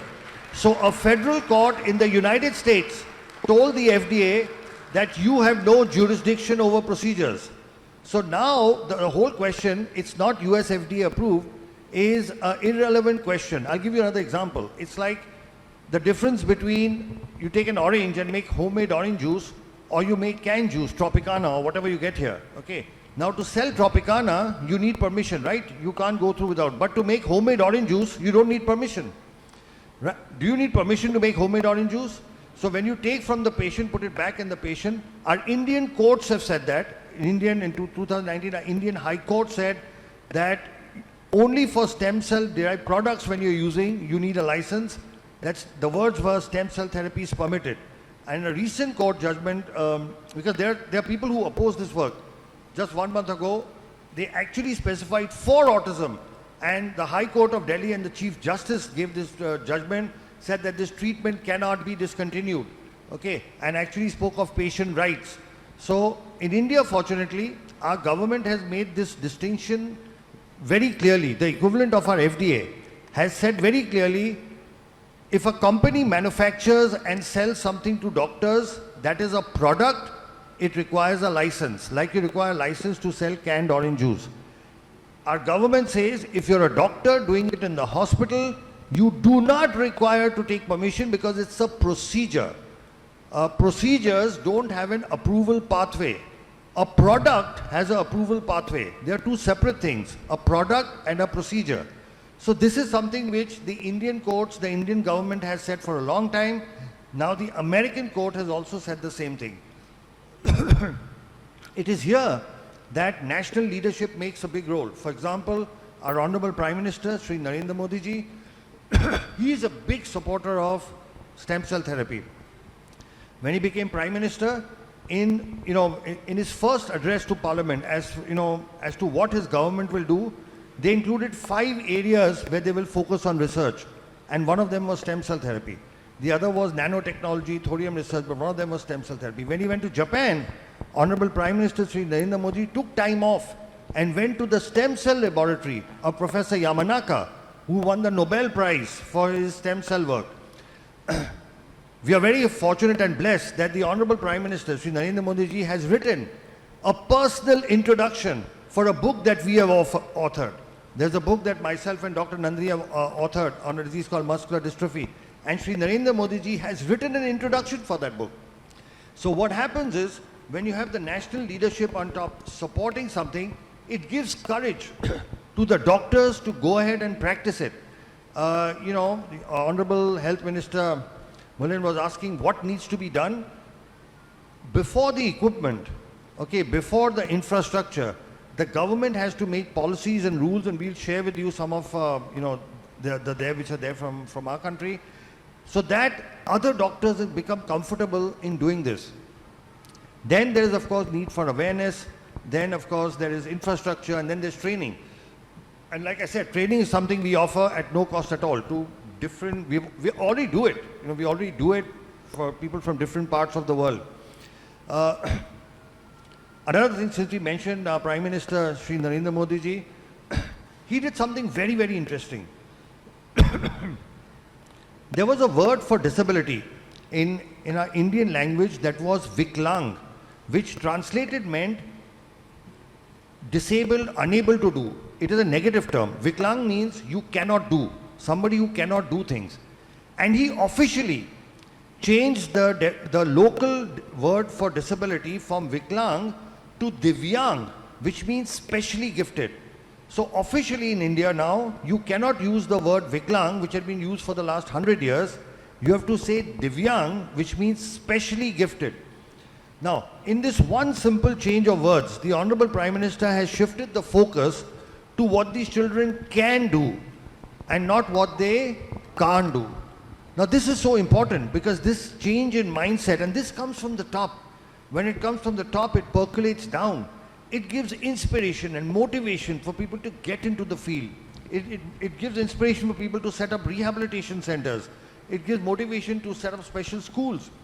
Because the rate at which this autism is increasing, we will have, like it was mentioned in, I think, Sharma, you mentioned in your talk, the most accurate figures for autism come from America, from the US CDC, which says that 1 out of 36 children have it. Last year, it was 1 out of 44.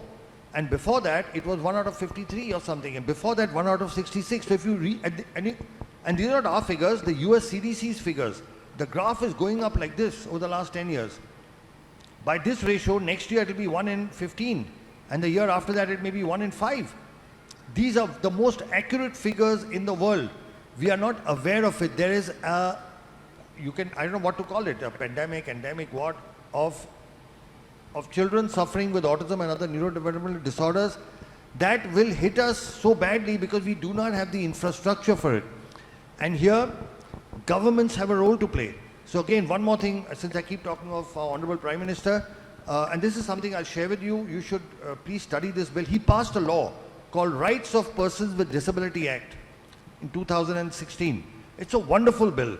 In that he's listed 21 disabilities and has clearly, by law, by an act of parliament, mentioned a whole lot of privileges and rights that parents have. For example, one problem you must have faced is normal schools do not take your children for education. Is that correct? Yes. I'm sure all of you have experienced that. You go to a normal school, they say, we will not take this child. By law, our Honorable Prime Minister said, no school can refuse a child with autism. It is the responsibility of the school to arrange shadow teachers or other special. So all schools by law now they cannot say no. So again, all this comes top down, right? We can work and we can work in the environment, we can put in hard work, we can slog, we can do everything. But once you know that your government, has their hand above you, then we can go the extra mile, we can do whatever else, and there will be opposition. The work we do has a lot of opposition, a lot of critics, a lot of vested interests have tried to shut us down. They've made all attempts to shut us down. But again, at the higher level, when you have a support, you keep going on. So that's a long question to a short answer. Thanks very much. Again, I am representing parents, the majority of the parents, but I also happen to be a professional. I have two questions. One is to the government. I think in East Africa, maybe I would speak for East Africa that I know most, we do not know the magnitude. We do not know how many people are living with autism because we haven't done the researches that document those figures. It's only a few of us that can come out and say we have children living with autism, but we do not know how many out there they are. We'll advocate as parents, we'll come to you and knock at your doors. We need to carry out this research to know, because like they said, it's a pandemic, but we don't even know what we are talking about. We need funds, we need a budget aside to get into the nitty-gritties and know how many children we are planning for that are living with autism. That's not a question, it's a plea to the government. My question is, as a mother with a child on the spectrum, I take my child for treatment and the child is, given whatever they are given. But as a mother, I think I'm more autistic than my child. I have the worries because I understand what autism is. And I worry about the future of this child. Do you have anything for us as parents to also manage those symptoms that we display of anxiety, of depression, of hyperactivity?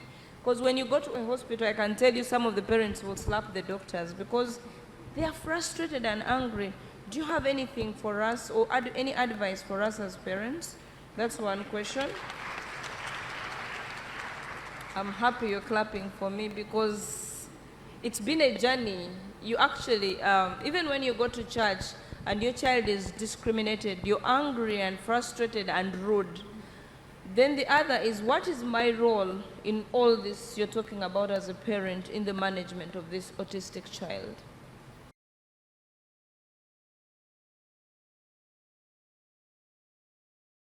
Okay, I think that's the single most important question you've asked, because you are asking what is the power within parents? What can you do at home?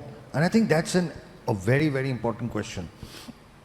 So let me start with, there are going to be multiple answers to this, Dr. Olivia. First, I want to appreciate and thank you for coordinating this, because you are a parent as well as a doctor. That's why I think they've decided to keep you in the middle. You have parents there and doctors here.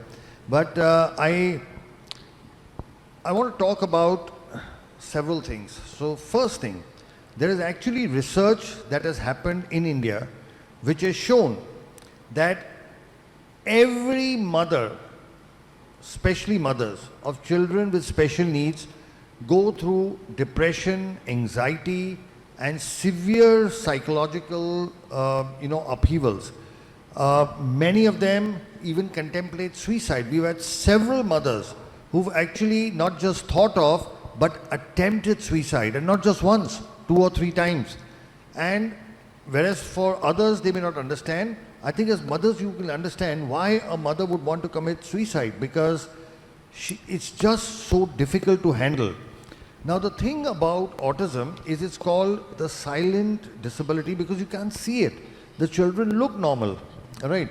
They look normal, and so, but looking after them day to day takes a lot of spiritual, emotional, physical courage and efforts. Right from morning, from getting them up to getting their basic toilet and clothing, to feeding them, to taking them to rehabilitation centers, everything is such a challenge. It's not like, you can just walk across. It's like you're walking across with a haversack and 2 heavy bags. Everything is a challenge. Everything is difficult. Every single step. And I very often say, as mothers of kids with special needs, you put more emotional and spiritual energy in one day than maybe most of us don't put in a whole year, just to see one day through. So, yes, it takes a lot of energy, devotion and concentration. But one of the reasons for that, and I'll tell you the reason for that, is all of you, when you've gone to your therapists and doctors, they've told you that nothing can be done for your child. Haven't you been told that?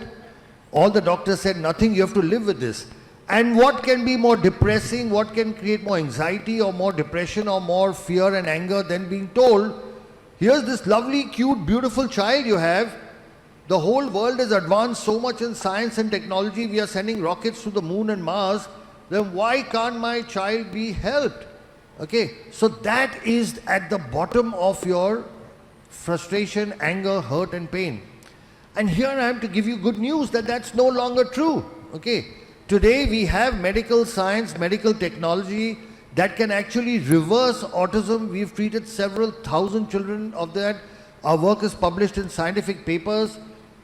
So today there is technology available. It's not available in Africa, but it is available outside, and I'm sure soon, with the support of the Honorable Minister and other senior people, this should be available here as well. So earlier, if you were in a dark tunnel with no light at the end, now there is light at the end of the tunnel. And once there is light at the end of the tunnel, a lot of your anxiety and depression goes away, because now there is something you can work towards. So that's the first good news that we have to spread. The news that autism cannot be treated is a 50-year-old, 75-year-old myth, which is no longer true, because we have shown, we have proven through having treated thousands of patients and our scientific publications that this is no longer true. Now, a few things I must tell you from what we have learned from, by the way, we learn much more from parents than we read from any book. So we've been doing this work for the last 15 years. We have several children who are off the spectrum, and this is what we have learned is required from parents. First thing, an unconditional acceptance of your child the way the child is. Okay, what happens is we ourselves start thinking that a child is less than, that there is a child is not adequate, there's a problem. See, suppose your child had appendicitis, or he had a stone, or he had some lung problem, or even if he had a heart problem, would you think your child is less than?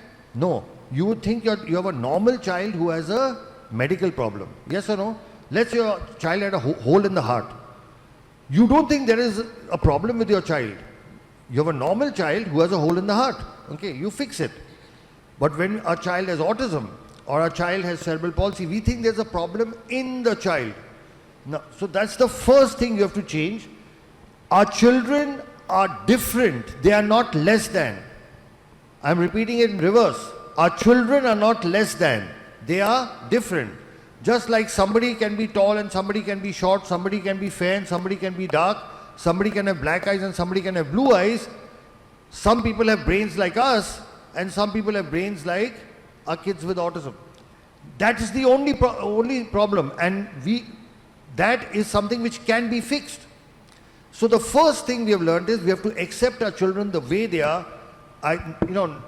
In no way be embarrassed or ashamed or look at them as less than. Be proud of what our children are accomplishing despite their limitations. Step one.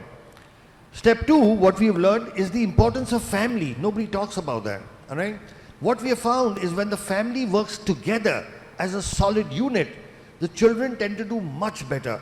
Very often what we find is the entire burden comes onto the mothers. And here I'd like to address the fathers in the audience, if there are any fathers, that the father has a very important role to play. See, majority of kids with autism are boys. There's a 4:1 ratio. And as I'll address all the fathers. When we were small, who did we look up to?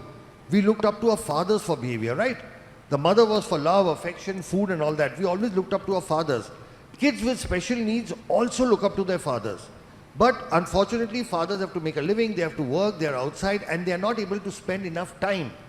What we have found is that when fathers spend time with autism boys, the kids recover much more and much faster.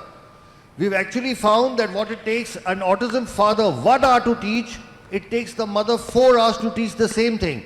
Not because the mother is not a good teacher, because the children learn faster from their father. So we have found that family is the single most important thing, and that kids whose families are supportive when they work as a team. Who wins a cricket match or a football match or a hockey match? The better team. And the family is also a team. And when the family works in sync, with the mother doing some things, the father doing some things, the other brothers and sisters doing others, grandparents have a very important role to play. In fact, we find that children who live with their grandparents tend to do a little better, because grandparents have also a big influence. Our Honorable former Prime Minister, grandparents have a very important, we've actually found this, that kids who stay in joint families with their grandparents tend to do overall better, because a grandfather's love and a grandmother's love and the teaching is different from, I'm not saying it's better or worse, it's just different. So family as a unit is extremely important, you know. So I spoke of unconditional acceptance, then I spoke of family working as a unit with fathers needing to give time. We do everything else. You supply your child with all the money and all the facilities, and you pay for everything. But what your child needs is your time. If you can just keep 2 or 3 hours aside every day for your child will do very, very well. Then what we have found is, from a medical point of view, if you take a combination of our cell therapy, hyperbaric oxygen and rehabilitation, we find that this helps in getting the children to a normal life much faster. Now, what is the role of all of this? The brain is like a computer. A computer's got hardware and a computer's got software. Cell therapy fixes the hardware only. Software comes from rehabilitation and software comes from the family, because that is what trains the brain. So a combination of cell therapy and oxygen therapy, which fixes the hardware, of rehabilitation and a good environment at home that fixes the software, and our children will be able to recover. So this is the next thing, the medical treatment. Then, apart from this, there is something very special we found. We found that almost all these children have some special ability or the other. Okay, but it was not seen till you did cell therapy, because now the brain was partially damaged, and so you could not see what is special. What we have found is, once we repair the damage in the brain with our cell therapy, now you can start seeing the special abilities. And we have kids who are brilliant in numbers. There are kids who are, running at the age of 11, running chemical factories. We've got, if I tell you some of the things, you'll not even believe them. We have a child who can actually read your mind after. A child who, after STEM therapy, has improved to the point that if you think of a number, the child can actually tell you what. And they are amazing ability. They're called savants. There are kids who you tell them any date in the future. Any date, you say 23rd July 2030, and they will tell you in an instant what day it is.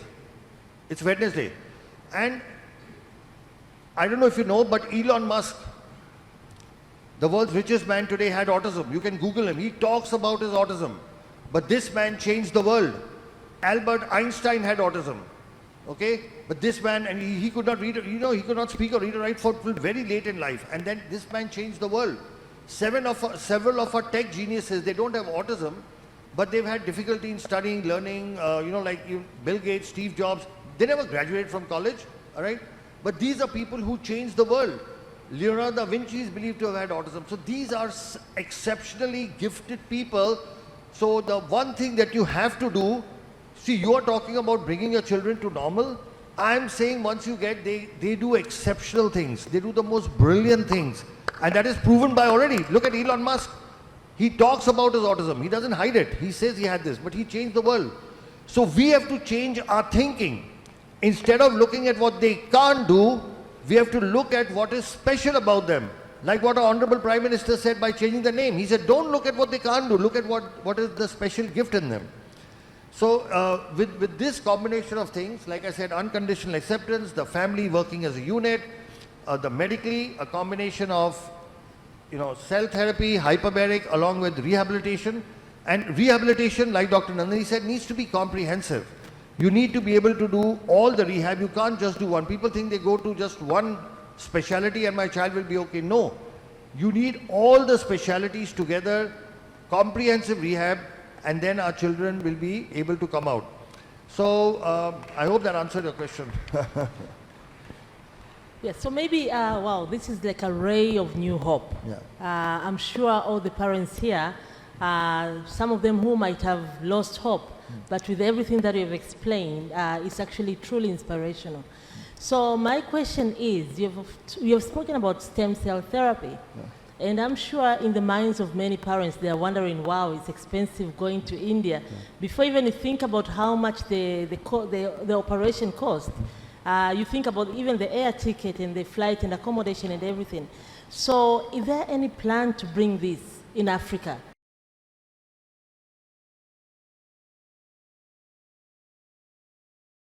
Yes, so we are very clear. We want to have a facility set up in Africa, and we are actually keen on, so we've actually shortlisted between Tanzania and Kenya only because they are English-speaking, direct connection to India.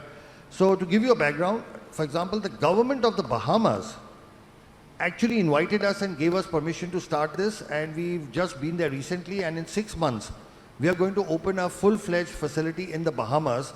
This is to cater to, the facility will be in Nassau, their capital, and there we have government permission. Just like again we have a former Prime Minister with us, there we have a former Prime Minister working with us, and we have government permission. Because we have government permission, we are setting up a facility there. We are very keen on making something available in Africa itself, and we would like to have it in Eastern Africa simply because of our closer cultural connections, easy, short distance of travel, direct flights and all that. And we have people like you, mothers like you who would back it up. So yes, we want to bring this to Africa, but it's not easy. It will require, permission right from the top, from governments. It will require infrastructure. It requires resources. But this is something which you as people, because the most powerful voice on the planet is that of a mother, is that of parents. When you speak out, honorable ministers, prime ministers and presidents have to listen, because we all democracies, they represent us. So your voice is what is important, not us. We've come, we've shared our information, we can share our technology, but your voice is what is important. You have to ask for it. You have to show, show what's happening. Right now, there are so many people going from Africa outside for the treatment. It's high time Africa had its own stem cell facility, which would not be just for Tanzania or for Kenya or wherever, but for the whole continent. So people would not have to travel long distances. So we are very keen, we are willing to partner, but this is something which you people have to take the initiative. You have to, eventually it's all about people. It's your voice. Thank you very much. I think we are coming to the end of this session. Mothers, you've heard, we have a great voice. Let's get together and advocate for this. Fathers, please support us. Don't abandon us. Be with us. This is a journey that we have to walk together. And there is hope that we can say bye to autism, but only if we put in our every energy to support these children, seek the available treatment options. I think we can say bye to autism for the most part. Thank you so much, our able doctors. I think you've given us a lot of hope. You've explained a lot. You've allayed our anxieties. I think now it's on us to follow what you've told us. Thank you so much, Dr. Olivia. Thank you so much. I really appreciate the fact we have 3 mothers from 3 East African countries. Kenya, Tanzania and Uganda on this platform. So I think you represent all the mothers, not just of East Africa, but of all of Africa, all right? And if you take the initiative, trust me, believe me, the power of your voice is a force of nature. It cannot be ignored, okay? And a mother's voice does something. It reaches out to people. It touches people. And we've actually seen that in our country as well. When we had, different situations, when we had mothers speak up, everybody heard them, okay, more than doctors speaking or hospitals speaking. So I just want you to know the power that you have within, the same power and energy that you've used to bring about improvements in your kids, you know, that could now be extended to all the kids of the continent. So it's been a real pleasure. And Dr. Nandini, sorry, you want to continue? No, I just want to say thank you to the mothers. They've done a great job to represent all of us. Thank you, mothers. Thank you. Thank you so much. That was good. Before you go, you've done a great job. Thank you so much. I know there's a lot of people who wants to ask questions, but because of time, yes, there's a lot of hands. Because of time, I would like, because our minister, our deputy minister has a question, so can we please take the mic to him? At least we answer questions from him, and then we'll see if we have more time to invite more questions. Naomba makofi tena tafadhali.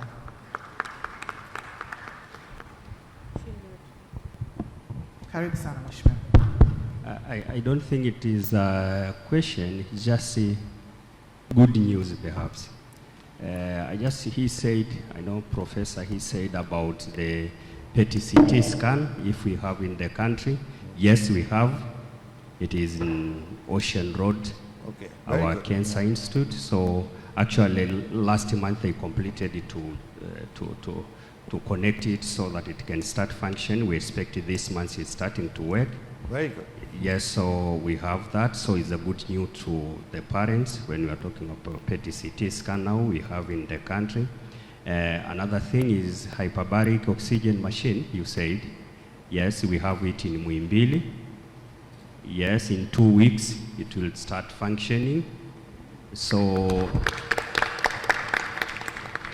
so we are working with the professor so that we can see, so that it can accommodate everything you want. You were saying if it can accommodate everything, but if not, we can make sure that it will accommodate. But we have those two things, then now we remain with issue of, yes, we are doing bone marrow transplant. Yeah. Please, perhaps the professor can explain a bit. Thank you, Honorable. So just to add, to increase the insight, we are also doing bone marrow transplantation. Okay, very good. In one center, we are doing autologous bone marrow transplantation. Okay. In another center, we are doing allogenic bone marrow transplantation for children with sickle cell. So I think that also opens the potential for doing stem cell transplant. Absolutely. Yeah. So all the technology is there. We just need to put it together now. You know?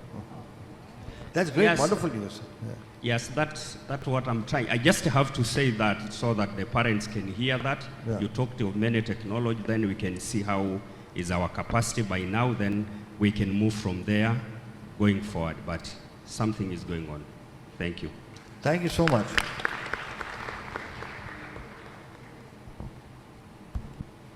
Okay, thank you so much, our dear Deputy Minister of Health, for the additions. And I would like to also, with due respect, call you, Honorable Deputy Minister, to come on stage and give these beautiful people something that we've prepared for them.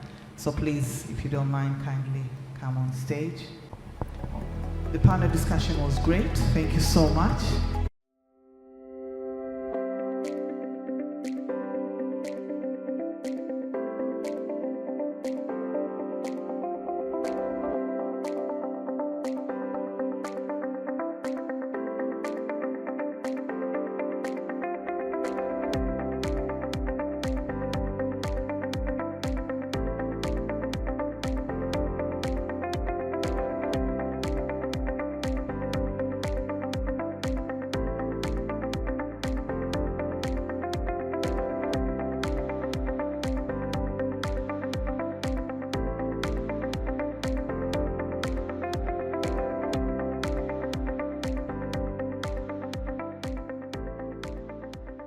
My name is Geoffrey Ekongot. I'm the chairman of Autism Society Uganda. It's an honor to be here and to play this role on the International Day of the World Disability Day. I now take the honors to welcome Tom Land. But before I welcome him, Tom Land, also known as Thomas Land, was diagnosed with autism at 13 years old. Since accepting his diagnosis, Thomas has been recognized as an author, speaker, and emerging leader in the autism community. Tom Land is the world's first Toastmasters accredited speaker with autism. The Toastmasters accredited speaker distinction is reserved for the finest professional speakers in the world who fulfill numerous criteria, then compete for the honor in front of a huge live audience. Now, imagine having autism and meeting that challenge, because that's exactly what Tom did. Tom is one of only 90 accredited speakers in the world, and the only one with autism. He is certified human potential coach and professional diversity and inclusion consultant.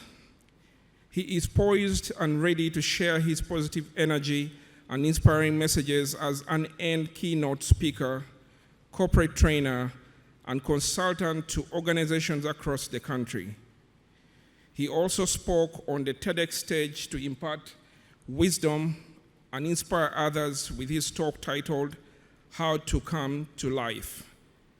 He is the author of the award-winning bestseller, Come to Life, Your Guide to Self-Discovery, and recently published his second book, My Glass is Full, Stories of Putting Mental Health First.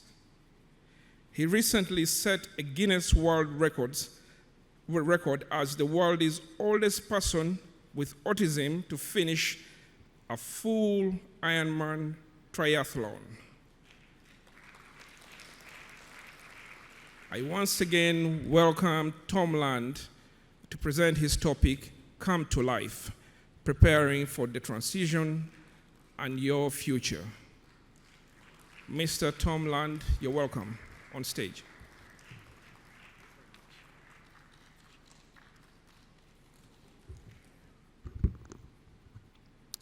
Hello, everyone. Thank you so much for having me today. It's an incredible honor to be in your presence at this conference, and it's actually something I wanted to share. I have a bucket list, 101 things I want to do before I die, and one of them is to give a keynote at an international autism conference. So with this speech, check.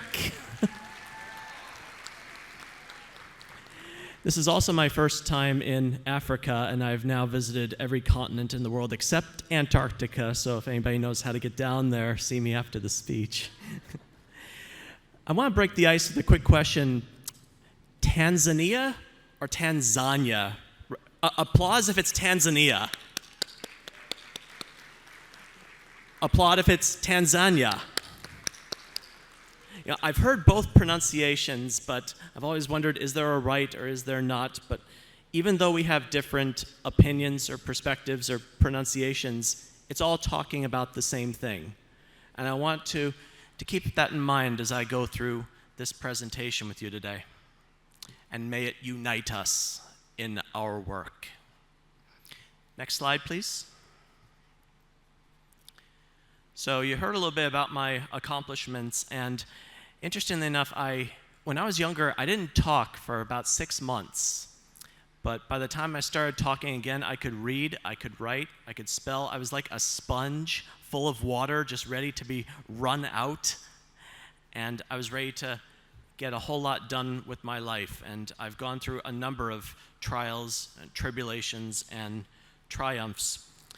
But each of these accomplishments that I have has a deeper, bigger meaning to them. And I'll be sharing what those are about. And you may notice at the bottom there that you heard about my Ironman record. 6 weeks ago, I broke my own record. I did another full Ironman, so I'm a year older, and I'll be put in the Guinness Book of World Records again.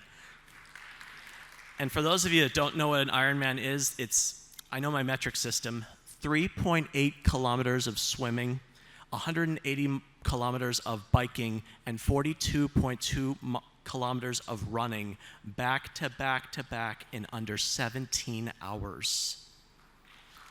No easy task, particularly for someone who is subject to sensory overload and stomach matters. I had to manage all of those elements, and I just kept on going, and I crossed that finish line. Next slide, please. Now, for professional keynotes, I know some of you may require objectives, so I want to list them here. And I hope you'll see that what I speak about today can apply to just about anyone, particularly as they prepare for what life is. If you go to the next slide, please.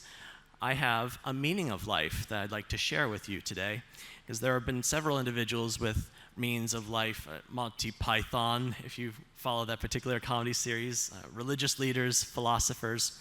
But I find that life is not really a word, but an acronym. One of my many talents is to take words and form them into an acronym, a better way to categorize and memorize information. So I'm sharing my meaning of life with you today. And think of these categories as they pertain to your young person or young people on the autism spectrum or what have you. We have love and relationships, starting with the love for yourself and your relationships with others. We have independent living, and that's not necessarily limited to being on your own or moving away from home, but about making decisions about your life, being in charge of your life so that you take it to where you want it to go. Then there's the F, which stands for further education, not limited to college or a university or a degree or diploma, but keeping an open mind, having awareness of what trends are going on in the world, and also being mindful to what other people have to say. So you have the most information you have to make an informed decision. And finally, the E stands for employment, because particularly when it comes to autism, there are more unemployed or underemployed individuals on the autism spectrum than any other class of disorder. And I think that is something we definitely need to work on putting a dent in, because our young people deserve to find something that they do well and can contribute to society, and if all goes well, make them earn their own money. Next slide, please. Telling you a little bit about my dream, right around the time I got diagnosed, I knew that I loved Star Wars and I was good with numbers, and I told my parents, I'm going to be George Lucas's accountant. And I set that into motion. After I told them, my parents about though, they could have said, Tom, that is a pipe dream. You really think you can be George Lucas's accountant? But they didn't kill my dreams. They instead gave me a reality check. You want to be George Lucas's accountant? You have to go to college, you have to pass difficult tests, you have to find work in the entertainment field. He's not going to hire someone right out of high school. And I have a bit of what I like to call a Batman mentality, like where there's a will, there's a way. Even if there's darkness, I'm going to find a way through the light. So I said, challenge accepted. And I went to college, and I passed the CPA exam, that's a certified public accountant. And, well, thank you. For those of you that have heard of it, it's probably one of the most difficult tests there is. And I worked for Disney straight out of college doing property taxes. And after I left Disney, Disney would go on to acquire Lucasfilm, George Lucas's company. So the way I see it, retroactively and indirectly, I was George Lucas's accountant and felt like I'd accomplished my goal. And I had several years as an accountant, worked in a Big Four accounting firm internship, had some temp jobs, but I finally got something I was striving for, and you might want to write this down for your young people. Please write down permanent, full-time employment with benefits. Permanent, full-time employment with benefits. And if possible, gainful employment so they can make enough money and save for a rainy day. That was something I was striving for my entire career, and I finally got to that level working as a CPA in the corporate environment, in the private sector. But if you go to the next slide, and I think you may have already seen it, the one with the laptop, it cost my physical, mental, and emotional health to get to that financial level.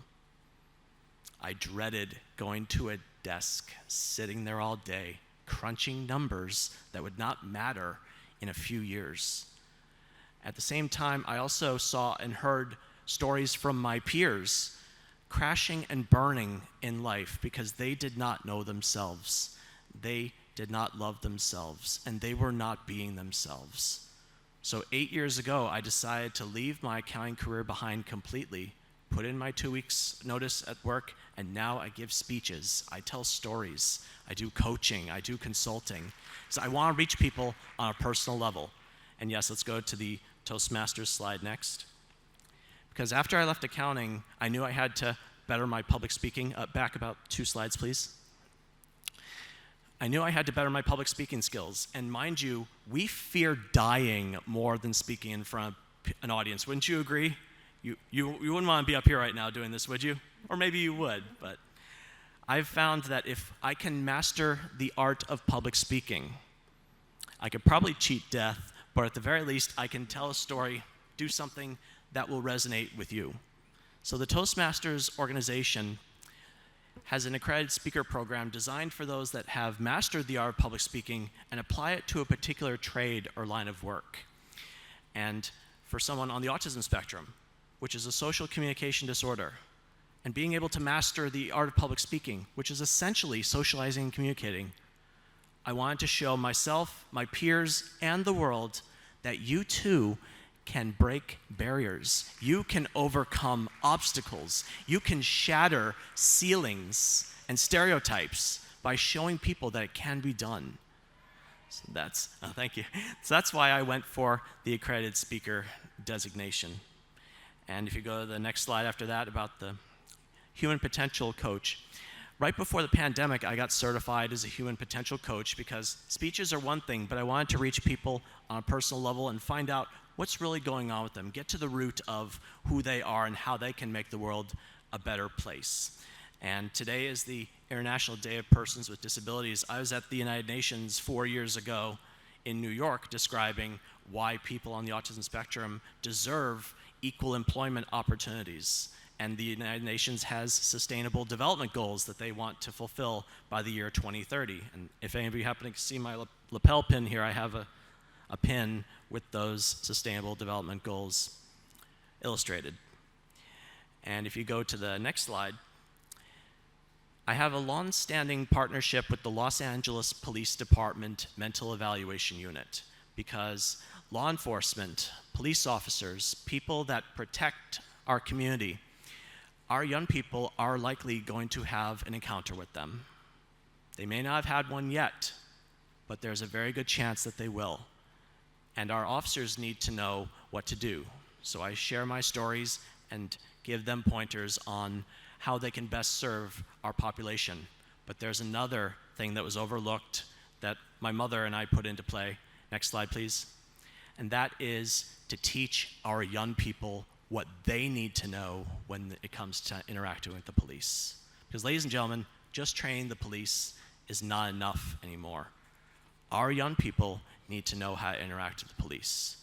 And this could mean the difference, the knowledge that they get from this movie, Be Safe, which my mother created based on stories from my own experience. Granted, I've never been arrested or imprisoned, and I'd like to keep it that way. But I've heard stories, and my mother was a consultant for families who unfortunately had a young person who wound up on the wrong side of the law.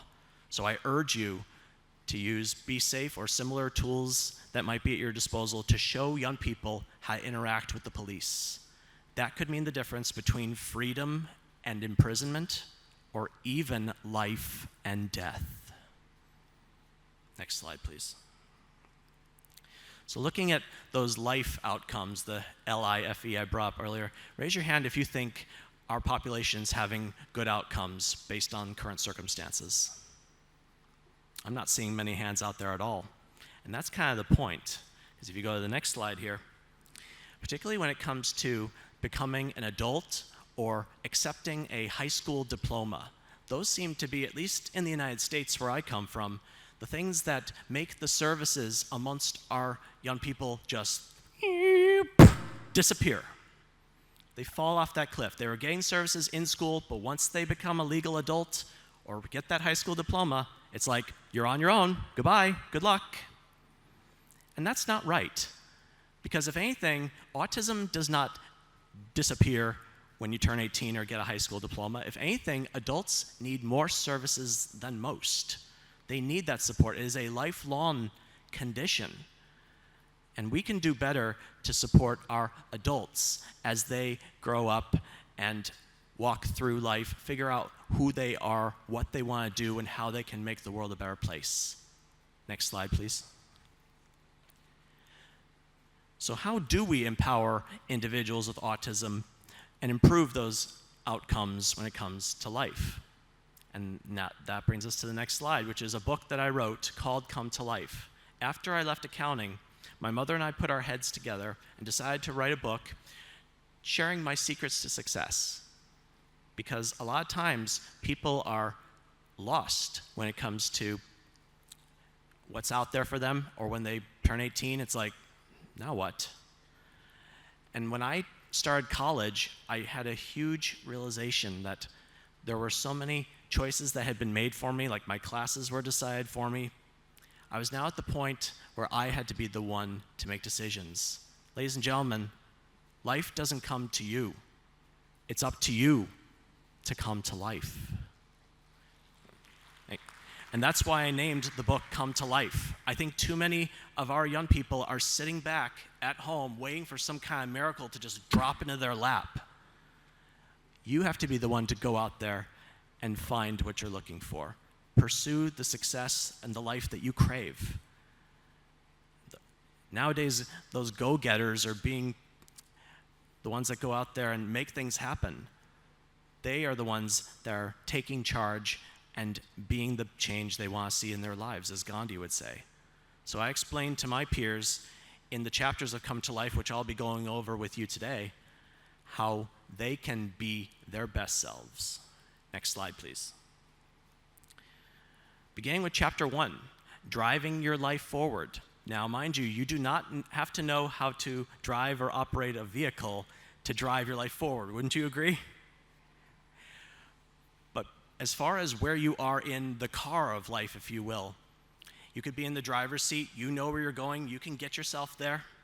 Or maybe you're in the passenger side, you have an idea of where you want to go, you're telling someone else to help you get there.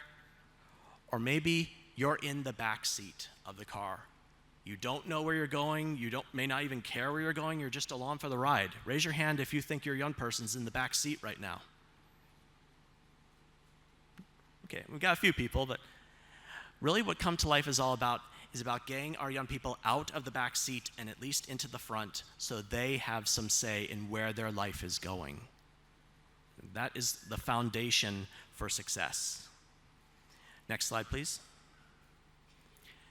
Now, one of the first questions my mother asked me as we were getting this book together, she asked me, if you could tell your peers one thing, what your secrets to success are, what would it be? And I said, know yourself, love yourself, be yourself.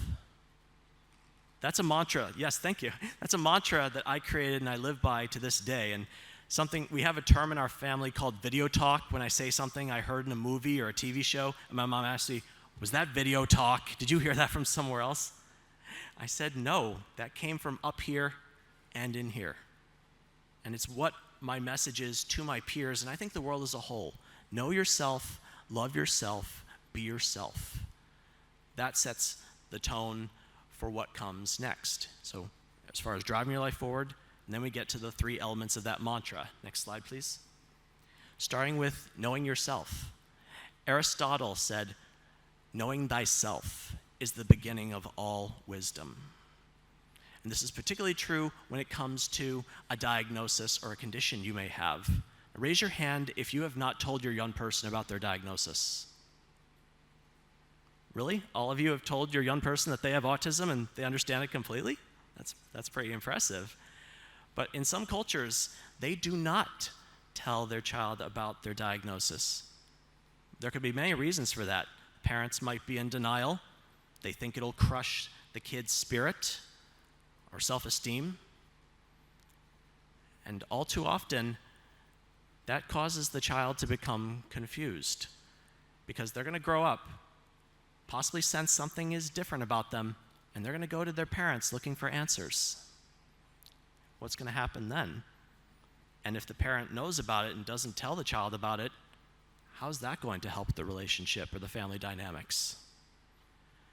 And also when it comes to knowing yourself, it's also about understanding not just your strengths and what you're good at, but also your, what we call in Toastmasters, opportunities for improvement.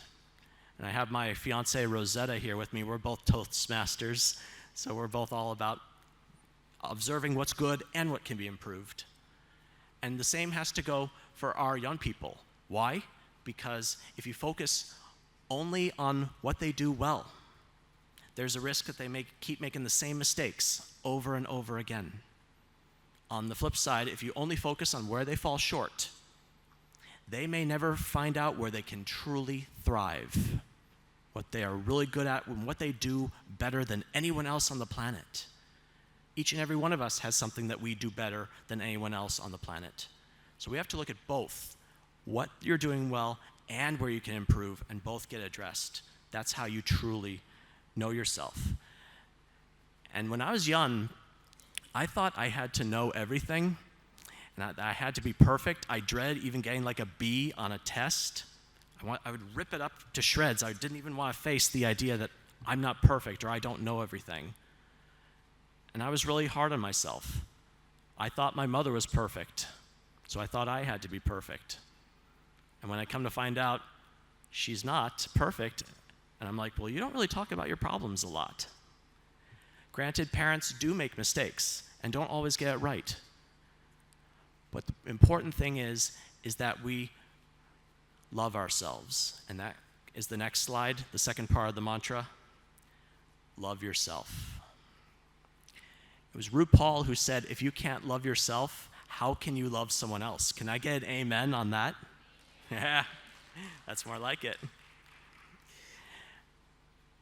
When it comes to your diagnosis, being in denial about it or wishing that things were different, that's just time and energy wasted.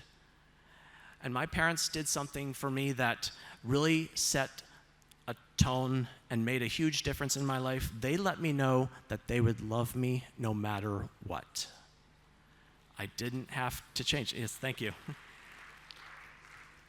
Because this is the life that is going to be. The question is, how is the family going to go with it? And I should note that, figuratively speaking, when there's one person with autism in the family, the entire family has autism, figuratively speaking.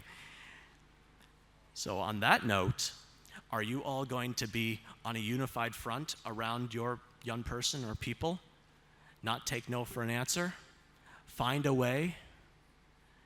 I think that is needed more and more in this world. And I'm very grateful to have had a supportive and loving family that saw the potential in me, wouldn't stop fighting for me, because it helped me see that I'm worth fighting for, and I'm going to start fighting for myself.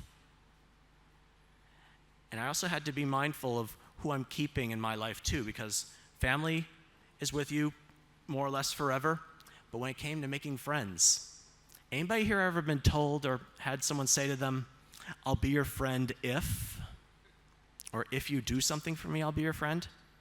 Do you think that's unconditional love, or that's a real friend? And do you think our young people would question that and think, something may be up here?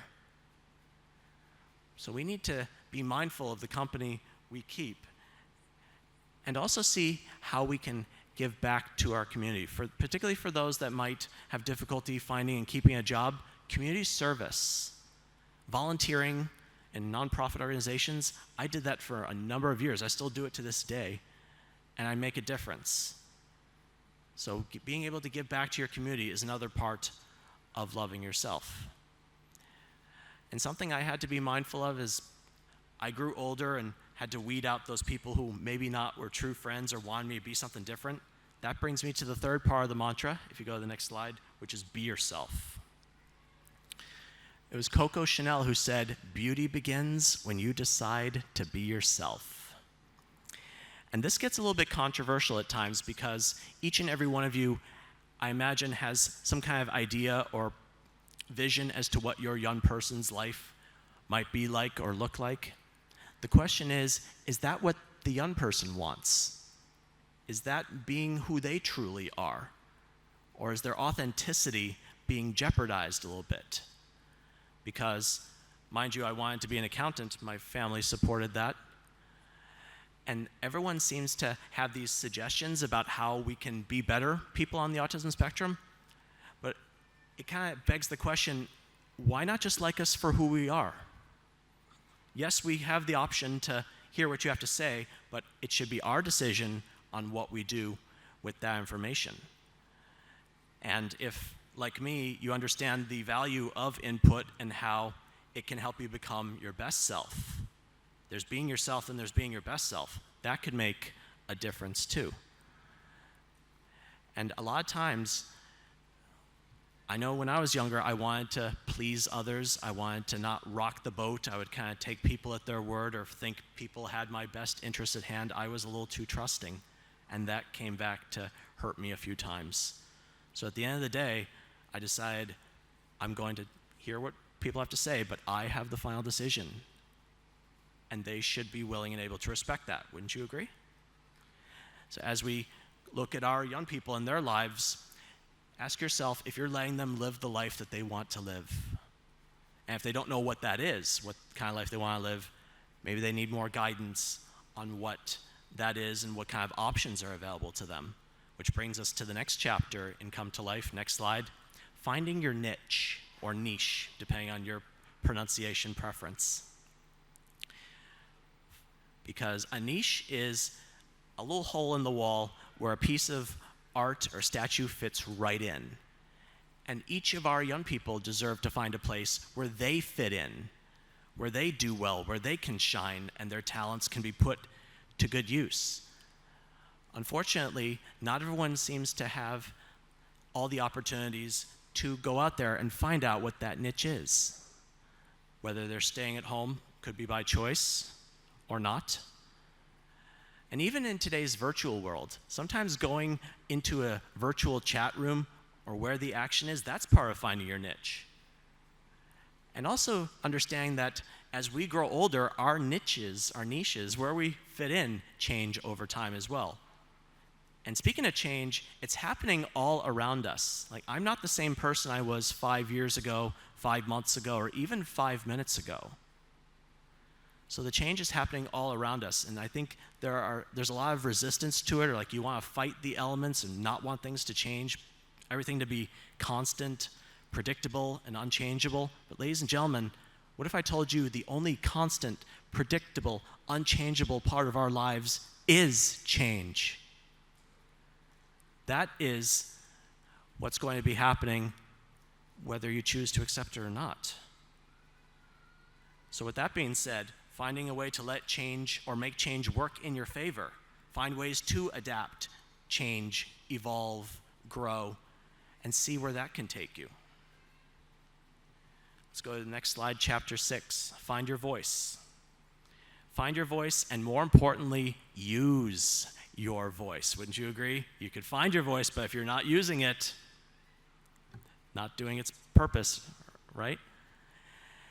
As I mentioned earlier, accepting that you must be the change you want to see in your life. Now, by a show of hands, in meetings such as IEPs that you may have with your young person, raise your hand if your young person is not present at these meetings about their future.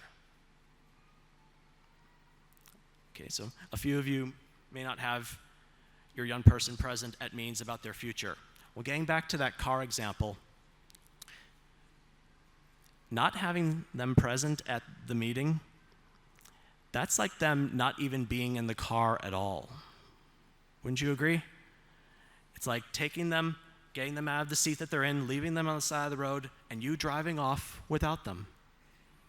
And they may or may not have the tools to call an Uber or follow you or catch up or call for help.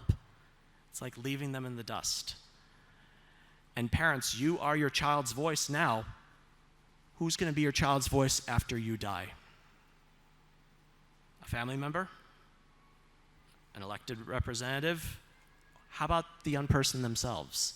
And I want to really make sure that even those who may not or have difficulty speaking, they can still find a way to communicate. Just because someone isn't speaking doesn't mean they don't have something to say. Do you agree? Let's go to the next slide. Now, when it comes to speaking and reading, my mother wrote a book about reading comprehension called Drawing a Blank. This is available on Amazon, and I want to encourage you to have a look at it as far as in connection with further education. How people on the autism spectrum, while they can read the pages or the words on a page, they may not always know what the words mean or understand how it applies to life in general, or maybe a lesson to be taught. So that's something to be mindful about as you look at your children, your young people, looking to read, and more importantly, understanding what they read. Because that is a large part of being a productive member of society and understanding how they can better themselves as a whole. Let's go to the next slide. I'm starting to wrap up a little bit here. But the overall conclusion of Come to Life is I believe each and every one of us can be the hero in our own lives, particularly our young people. They have struggles, they have failures, but there are also successes and triumphs. And isn't that part of what being a hero is about? You fall down, but you find a way to pick yourself back up and keep moving forward. I know I had to do that when I was doing the Ironman triathlon. If you go to the next slide. I actually failed finishing an Ironman twice before I finally did cross the finish line for the first time. And I heard the other day that we need to walk the walk more, but I swam the swim, I biked the bike, I ran the run. And I actually want to pose a little bit of a challenge out there. See, I'm going to be 40 years old next Thursday, 40 on the 14th. So if there's someone, it could be in this room, maybe listening live now, or someone who hasn't shown themselves yet, I want to see if there's someone over 40 years old on the autism spectrum that can finish an Ironman and beat my record. So that's my little challenge I want to put out there into the universe. And I'm happy to give you some pointers of what you're in for. But I believe each and every one of us can be more than even we think we are sometimes. Because there were times I wanted to quit that race, but I thought to myself, there's someone who's going to see this finish and is going to put it into their survival guide, and they'll think, Tom went a little bit further, I'm going to go a little bit further too. Next slide, please. Because that victory awaits you. Yes, times are tough, there are struggles, you may not always get it right the first time, but what are you learning? What are you doing to change the circumstances, make things different or better the next times around? Each and every one of us can do better when we commit ourselves to that perseverance and the change we want to see. And if you go to the next slide, I encourage you all to see how Come to Life, it's available on Amazon, can help you come to life physically. Go to where the action is, whether it's in person or online. Come to life mentally, be able to pick yourself up and keep moving forward, even if you fall multiple times. Come to life emotionally. Take charge of your happiness and well-being rather than leave it in someone else's hands. And come to life spiritually. Not so much in the religious sense, but giving yourself to a cause or an ideal bigger and greater than yourself. That will help make the world a better place. Raise your hand if you want this for your young people coming to life, physically, mentally, emotionally, spiritually. That's what I like to see, all those hands. So next slide, please. I relisted those objectives for those that were interested in seeing them. And next slide, revisiting my life definition. I saw in a breakout presentation yesterday, it said, we must not prepare the road for our children, we must prepare our children for the road. Because I have a belief that the world is simply too big to change for one person or one small group. But look what we have here. One person, one small group can change the world. So I encourage you to go out there, give yourself to an ideal, put your young ones on the forefront, and let's create wonderful, beautiful lives for them. Next slide, please. So if you like what you saw and heard today, I am available for these engagements, and I'm pleased to report that a copy of Come to Life and My Glass is Full, my current books, went to our honored panelists while the photos are being taken. So I'm hopeful that those seeds will be planted on fertile soil so that that manual, if you will, that prequel to transition, that's what I like to call Come to Life, a prequel to transition to put our young people on the path to the best life for them. And my fiance and I are actually writing another book. Oh, go back one slide. My fiance and I are writing a book called They Said We Couldn't, So We Did. Making relationships work when the odds are against you. Because I do believe we have a story to tell. Our struggles, our successes are going to help see that people on the autism spectrum can and do get married and have relationships that last a lifetime. Raise your hand if you want that for your young person. All right. All right, and that brings me to the end of my presentation with the last slide here. Time and protocol permitting, I believe we have time for questions, if anybody has some. Thank you for your attention.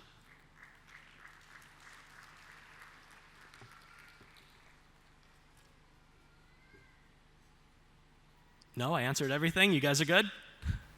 I'm getting the signal not right now, and I'm kind of hungry. How about all you? I think it's going to be time for lunch. Thank you all so much. You've been a wonderful audience.